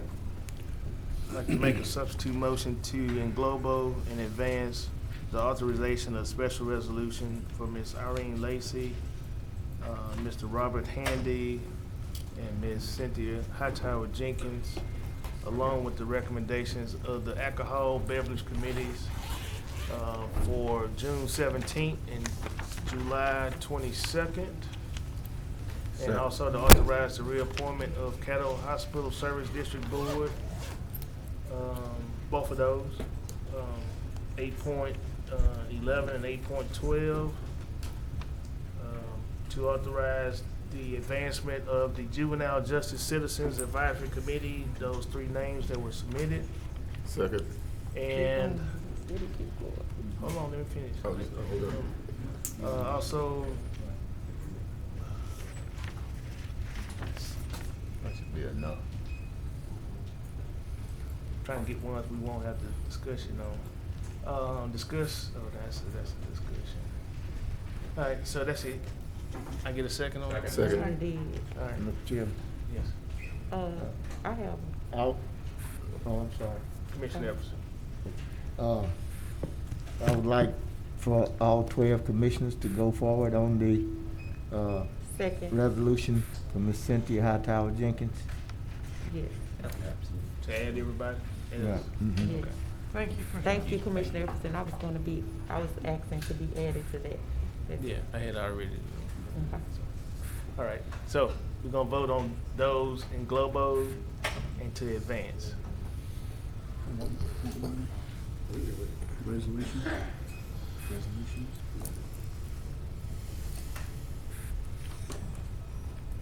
And that motion carries with 12 in support and none in opposition. And just to clarify, that was through item 8.13, correct? 8.14. Okay. Was it 13, sir? I did 13, so we at 14 now. Okay. Okay, that's what I meant. Yeah. So our next item is 8.14, authorizing the consideration of a recommendation that all committee hearings be held via teleconference when eligible. This is a suggestion from the Pandemic Task Force. Move to advance to Thursday. Second. Been moved by Commissioner Jackson, seconded by Commissioner Chavez. Commissioner Jackson, you want to speak to your motion? Thank you. This basically gives committees that meet the criteria to meet via online, teleconference, to the option to meet, or would basically move those meetings to teleconference. Commissioner Epperson brought this to the committee. We discussed it. It does not include our work session and regular session. I think we should, because the usage of this building, it gets a lot of use. There are a lot of people in and out. And so we've had a lot of committee meetings this year. I just think that maybe given this particular space, that type of break to be sanitized, cleaned, and all that type of stuff, just another safety measure to keep all of us safe. And it's just the committee meetings. Thank you, Mr. President. Commissioner Atkins. Thank you, Mr. President. Ms. Frazier, are we allowed to do that under the current protocols or government regulations? Commissioner, as long as there's a pandemic in place and the requirements of the statute are met and the committee chairperson certifies your agenda, then any of your meetings can be held via teleconference. Okay, thank you.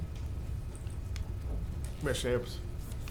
Just want to state too that we are thinking of our employees remember our employees, the more they are down here, the more they are being subjected to wherever we been or from whence we came. That's all. Seeing no one else, let's vote to advance or not advance. Commissioner Young? No, sorry. Oh, okay.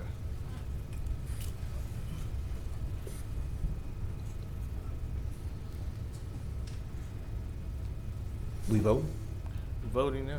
Oh, I thought Still somebody was waiting on talking. one. Yeah, there we go. And that will pass with 12 in support and none in opposition. Brings us to our next item, which is to discuss a recommendation to add a statement of chamber COVID-19 protocols before the Pledge of Allegiance, along with signage in the building, which has already been done and included on the agenda. That's a recommendation from the Pandemic Task Force as well. Move to Thursday, move for introduction. Second.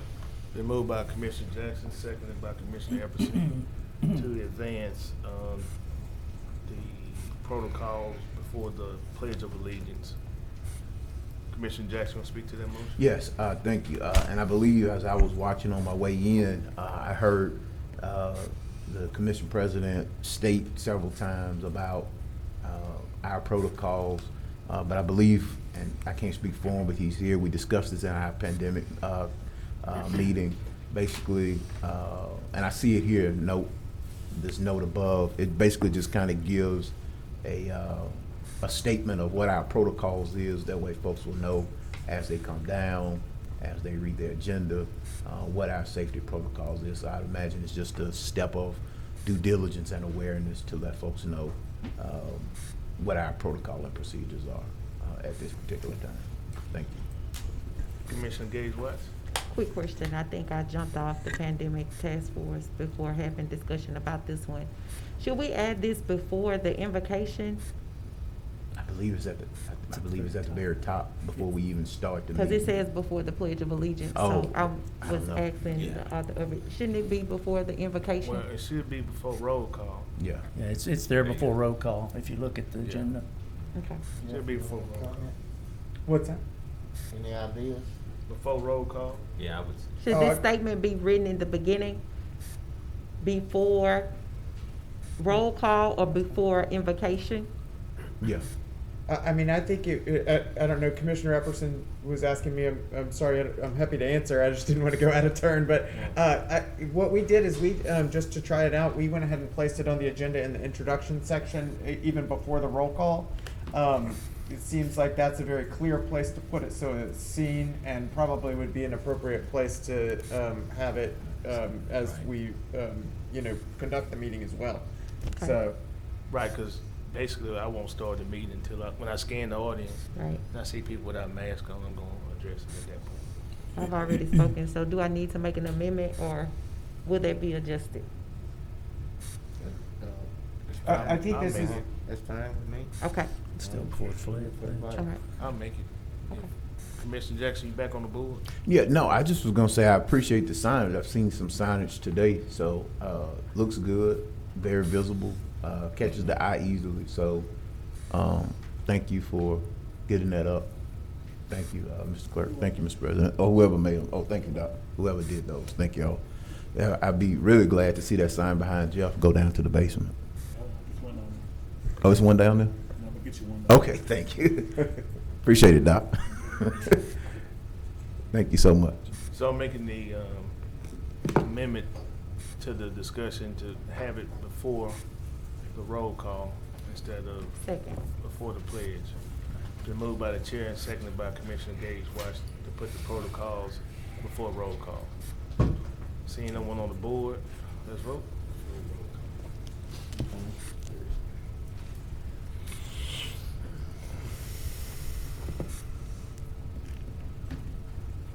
and that motion carries with 12 in support and none in opposition.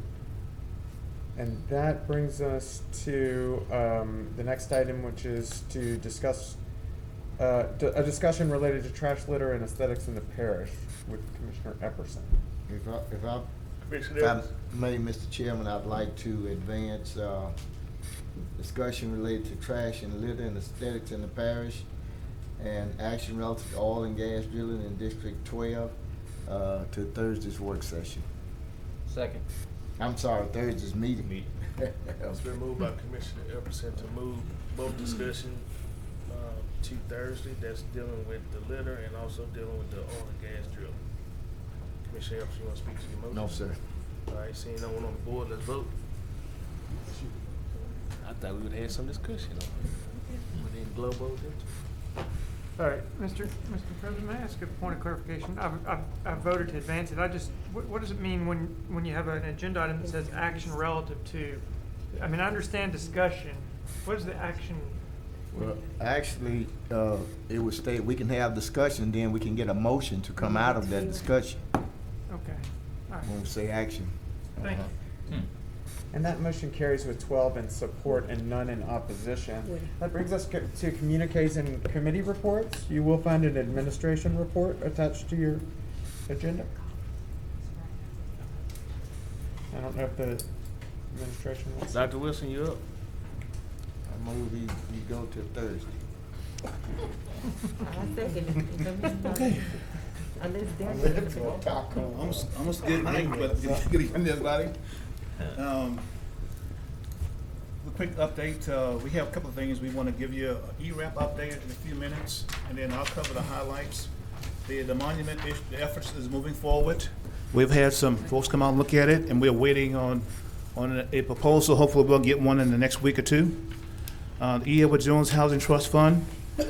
We selected the National Development Council to be the overseer of that program, to operate the program for us. We did a RFP, and they were selected. And we'll be completing the legal contract. What's the name of it? This is the National Development Council. They're a pretty prestigious group of an organization. They have a lot of resources, and they can do a lot of good things for us with respect to the E. Edward Jones Housing Trust Fund management. The welcome signs, I-49, we're still waiting on a permit, actually.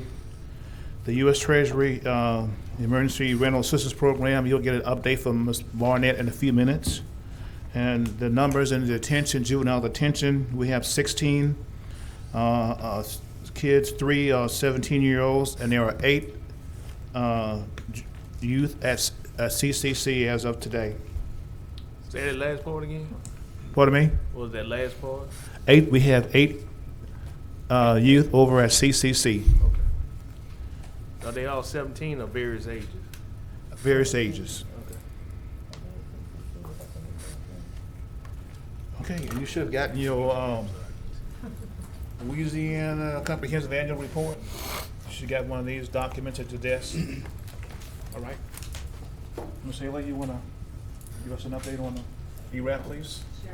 I'm not sure if this microphone is working. Should you? I can't hear you. I'm not sure. Is it on? There's a light on, but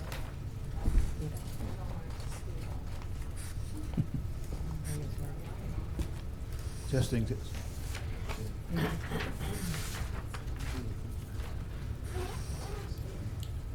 can just give it over. we can just switch ones. Okay, good. It's just as easy.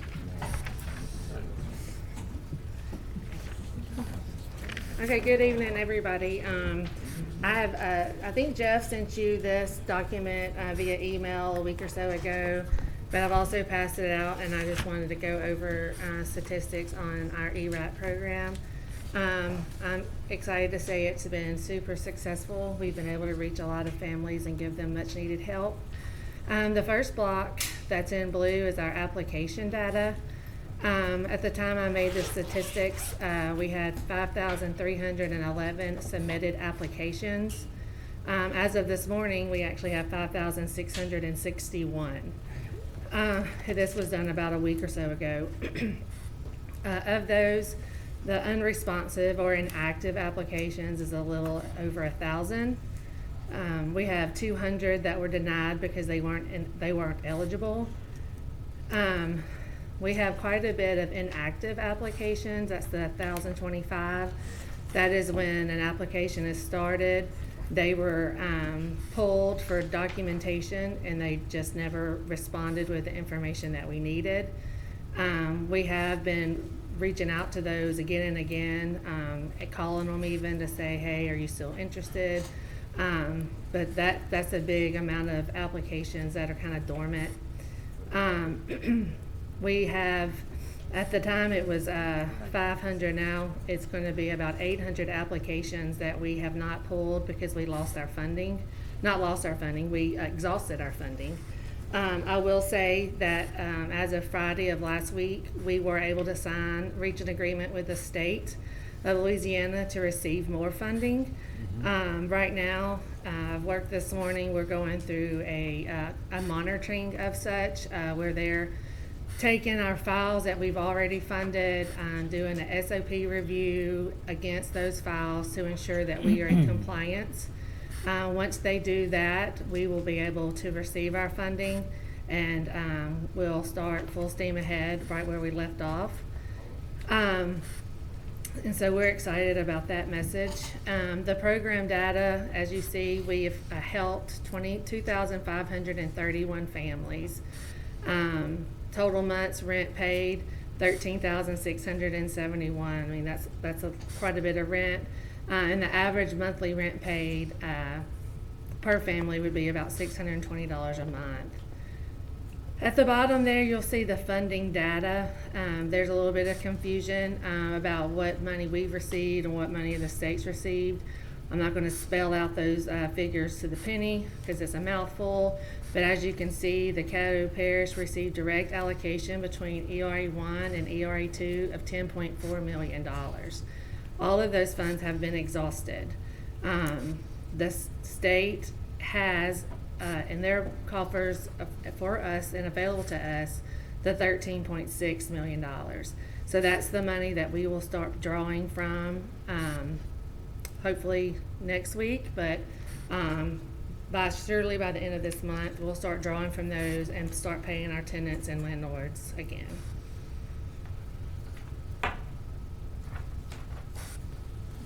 That's all I have. Oh, okay. Okay, Commissioner, that's the update on the ERAP program. And I think the next, the contract did indicate that we were going to get $8 million in the next allocation that I signed last Friday. And we did kind of reiterate to the state that if they can get it to us as quick as they can, we appreciate it because we have folks that need it now.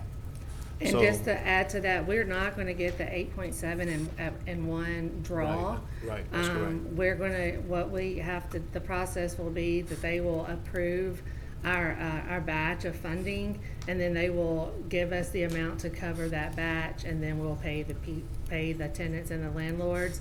And so I'm hoping that our batch draws will be about $2 million apiece, and so that's how we'll receive the money. Once we finish ERAP 1, then we'll have to get into another agreement with ERAP 2. But for right now, with the state, we're working on ERAP 1. And I would like to add that we are the only local government unit, they call us LGUs, the 7 that receive direct funding.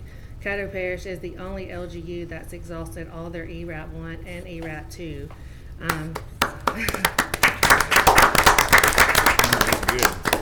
Thank you. So it's been a lot of effort and a lot of work, but it's been super rewarding with the families that have reached out with their sincere appreciation for the program. So I appreciate the support of the administration and my staff for us lifting this up as well as we did. and great job, Haley. Thank you. Erica and the entire team. Okay, good. Commissioner, that's concluded the administrative report for the day, unless y'all have some questions for us. Look like you do. Commissioner Young. Okay. I had a communique that I wanted to offer. Okay, all right. I'll put you on this other list. Sorry. Commissioner Burrell. Well, mine was on the communique, but I do want to commend the staff on the ERAP program. I know it's tough, because I've called you a number of times. Commissioner Jackson. Yes, I'll say congratulations, and I wish the media hadn't ran out once the vaccine thing hadn't, because they're the ones that need this. Right, I agree. You know, things kind of got off a little shaky, but you know, staff never wavered. We sat down and we figured out things, and that's the way it works. And so I would suggest, since this is a public document, maybe changing the language in this blue box where it says applications due to lack of funding. Maybe if we can find another word for lack. Suspension. Yeah, something like that. Or waiting on funding, but something to infer that Money's on the way. money's on the way. Yeah, something to infer that, because it seems like there's this sort of urge to create, I guess, anxiety and panic out there, as if, oh, the money is gone. But the reality is the money at some point is going to be gone. Right, yes, and we just discussed, at some point, we need to have a cutoff. Yes. A limit, because we don't want to continue to take applications beyond what resources will be available. Yeah, and So we'll have to establish that. yes, please, and let us know when y'all put that deadline in place so that, it can be finessed and nuanced, because the last thing we want to do is get to, that last batch of applications run out and you got people, that's really what's going to get people on fire. We've been there before. But I just want to say that most states have distributed less than 10% of their funds. Municipalities may be a little bit higher. I talked to Senator Tarver on Friday. He did say that, he was concerned, he had a concern, and he wants to know why. He's going to ask why, or what's the prohibition, or what's the statute that they're citing that won't give us the money up front. Right. He wants to know what's up with that. We'd like to hear the outcome of that. Yeah, so he doesn't understand why they just won't treat the parish as a sub-recipient to the grant. So, because that's all it is, it's passed through. So I did have a conversation with him about that. And the other thing was evictions. I know we had a legal call on that. Do we have any update on what we're doing with the eviction mitigation? I also talked to Judge Latier, and she said she's willing and ready to work with us on whatever we need to do. So if we could get an update on that real quick. Yeah, Attorney Frazier have an update on that. Okay. Commissioner, we've sent out solicitations for attorneys to both the local bar organizations, and I'm just waiting and hoping for somebody to get back to us. Nobody that caught on me yet. Yep. Okay. All right. And also, Erica, I sent you a note earlier. Can we push out another notification that addresses the updated language about the anticipation of new funds? Because it seems like everybody got the push out of the last notification, but they didn't get the push notification about the modified language, basically saying once the money is replenished, everybody's under the impression that there's just no more money. Yes, well, we're gonna update it to say that we have funding. Okay. And funding, so we'll update it again. Gotcha. And they're gonna push it out to people? Yes, it'll Okay. be available on the website when they get messages about it. Okay, because I think some of them got a push notification from the company, but again, this is great work, and hopefully we'll, be sharing our data with NACO, and let them know that, hey, we've got a model that is putting it out. Like I said, nothing is ever perfect, but we identified what those challenges were and pushed them through. I also want to say great job on identifying National Development Council as the successful respondent for the E. Edward Jones Housing Trust Fund. I would encourage commissioners to Google them, particularly their work around housing development and their ability to obtain not only low-income tax credits, but the ability to do new market tax credits, which is your more market rate, not so much focused on low income, but market rate projects. And so they have a outstanding reputation of getting the job done. And so our hope is that they'll take that $1 million seed money, turn it into something and bolster it. We don't want a bunch of training. We want them to produce. And so hopefully that is the understanding that they have. So I appreciate you. I appreciate your staff, everybody on the staff that has worked hands-on with both of these particular projects. So thanks, Doc. Thank you, sir. Thank you, Mr. President. Thank you. All right. Commissioner Carter. Thank you, Mr. Chair. Commissioner Jackson's taking most of my steam on the issues that I was going to talk about, so therefore I will be terse. I just want to echo the sentiments about selecting National Development Council as the entity that's going to manage the Housing Trust Fund. And they've been around since 1969. They've got a lot of experience in the affordable housing space. So I want to applaud the staff for their due diligence on that. And then as it relates to the rental assistance program, I just got a couple technical questions. The 503 people that were not funded because of we ran out of funding at this point. So when the funding comes in, we've got a pecking order by which we're gonna go get those people funded, or Yes, sir. We still have to use the prioritization. Okay. Regardless of when they, but all the new applications, now there's about 800, probably in a 2-week span, or they'll all be chosen, so. Okay. Or pulled, embedded. okay, so we still use the same tier program that we used before. you have to. And my next question, you just answered it. So are we continuing to take applications? Yes, sir. Yes. We never stopped taking applications. Okay. We just quit, sending out money and vetting the applications. Okay, so we're at about 800 right now. Yes, sir. Okay. All right, and the last question I have is for Attorney Frazier.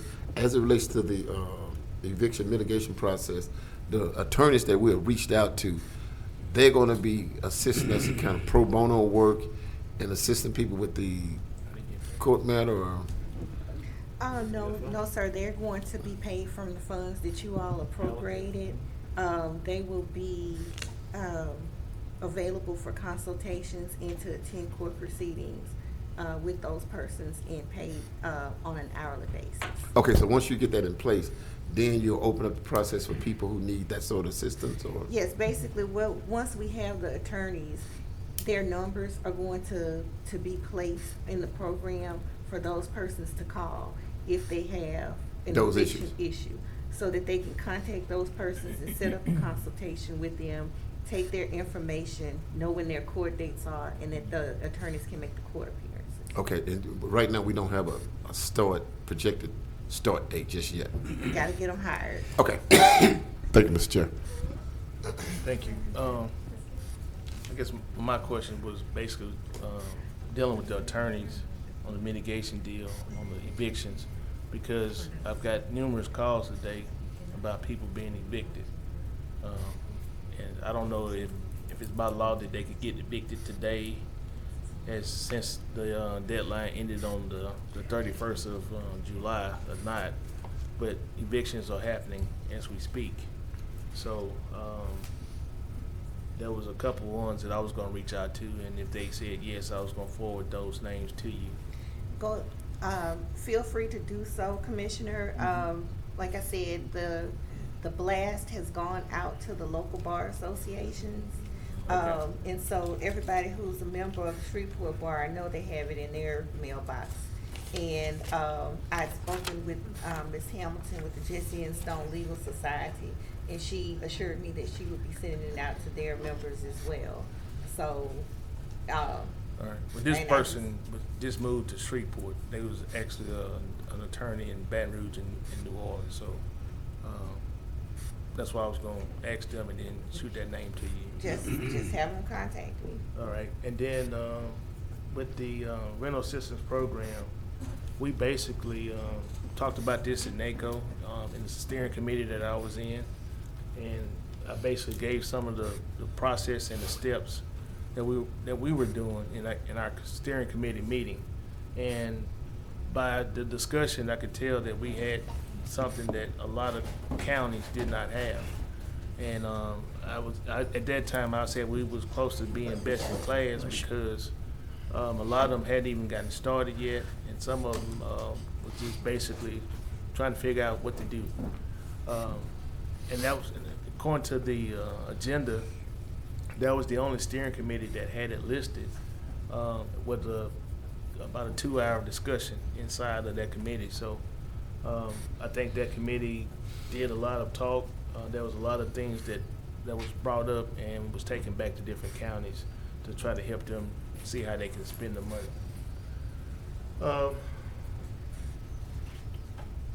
The other thing I was going to ask about was the monument itself. you said they're getting some more, some little action on that now? Yes, sir. Yes, I believe because of the limited participation we have received in the state, now we can go out of state. So Okay. the interest we have now is coming from out of state. All right. I would have said we should have went out of state from the get-go, because in-state is, Yeah. unless there's some requirement that y'all have. Yeah, well, we try local first, state, then we keep Okay. going until we get to national. Okay, all right. Yes, sir. Yeah, I think there'll be hesitation in-state, and then you'll end up with one of them figures that you got in-state. Being, I think, 3 times the amount that we actually budget for. Yes, So- sir. We're still trying to work within the framework of the. Right. Okay, that's all I had. Commissioner Evers? Let's see, the Haley and Erica, I guess, that rental assistance program must have been a doozy. The last call I got today was from a man in the cloth, and he cursed. So I can imagine what you all have gone through. So we appreciate your efforts in letting the people know. You know, all I can tell them is we are doing everything that we can do. You know what I mean? We've expended all the funds that we've had, and last I heard, we were waiting on funds to come from the state. Am I correct? And then I heard you say we're looking for about $8 million to come up. Okay, so all we can do is what we can do. And to Mr. Chairman, and about the welcome signs, are the welcome signs they ready? We just waiting to get the right way to put them up. The designs have been approved, and we're waiting on the permit to put them up. Oh, okay. All right. I had a little idea that I'd like to share with you off of the table for now, and I'd like to get Commissioner Atkins involved in it too, relative to those signs. Okay, that's all I have. Thank you. Next item? That's gonna bring us to. Communicate, which would be Commissioner Young, and then Commissioner Burrell following it. Thank you, Mr. President. I just wanted to make a quick piece of constructive criticism to our legal department about the wording of Resolution 6101, Section G, which is the part that's an amendment, I believe. It's underlined. It says, "No person shall carry any firearm, etc., on the courthouse grounds unless that person is a qualified law enforcement officer." When I read "on the courthouse grounds," I thought it referred to our district courthouse. I understand that it's now intended to target the juvenile court complex. That's correct. It should actually read on parish grounds, because it was a cut and paste. Okay. And so it should read on parish grounds as they are defined in that ordinance. Okay, great. So Yes, so that would be whatever corrected whatever by words you need Thursday. to make to fix that. Great. Thank you. Thank you. That's all, Mr. I President. didn't notice Commissioner that Burrell. today. Okay, Mr. Chairman, I would like to ask Alan Clark if he would come up for a minute, please.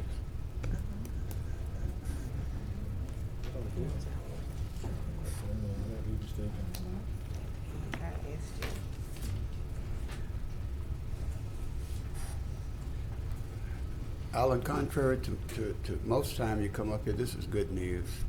I just wanted to commend you on your support for our entrepreneurship program for our youngsters. I don't know what you do. We went to college together, and I don't remember you being that excited. But the kids are always excited when they come down, and you address them as part of their field trip. Now, I don't know how they can get excited over someone explaining how to start and how to start a business, but you are very detailed, and when they come back and we ask them what they learned, they can recite it. So I can only say that I appreciate that. They appreciate it, and the teachers really rat and rave. And basically now that you actually put that whole field trip together, including the mayor and others. So again, we want to thank you from the bottom of our heart, our Biz Camp students. And this is our 20th year. I don't know how many field trips we made down here. I don't go to all of them, but I know at least 5 or 6 years. So again, we want to thank you. Yes, we are always extremely happy to have the opportunity to impact young children's life, young people's life, and give them encouragement and give them a true picture of what we do and what you do.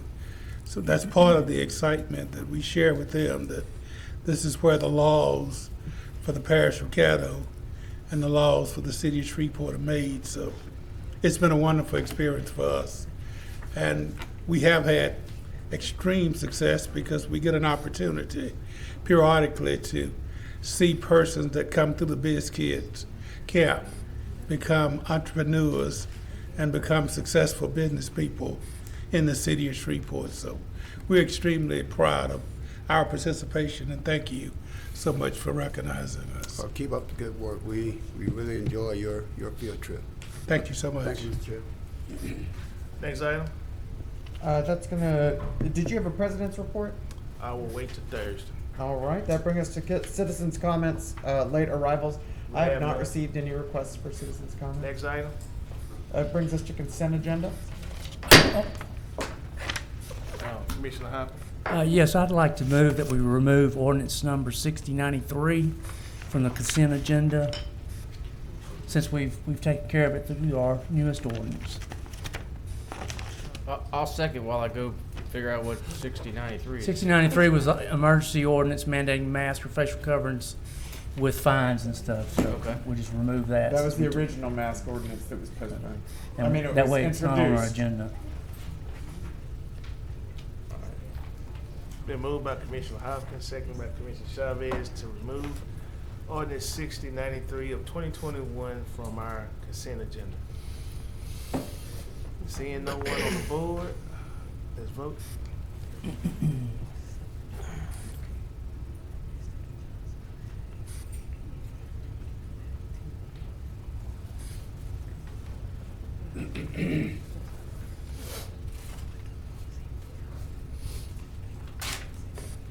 All right, and that motion carries with 7 in support and none in opposition. All right. Move to adjourn.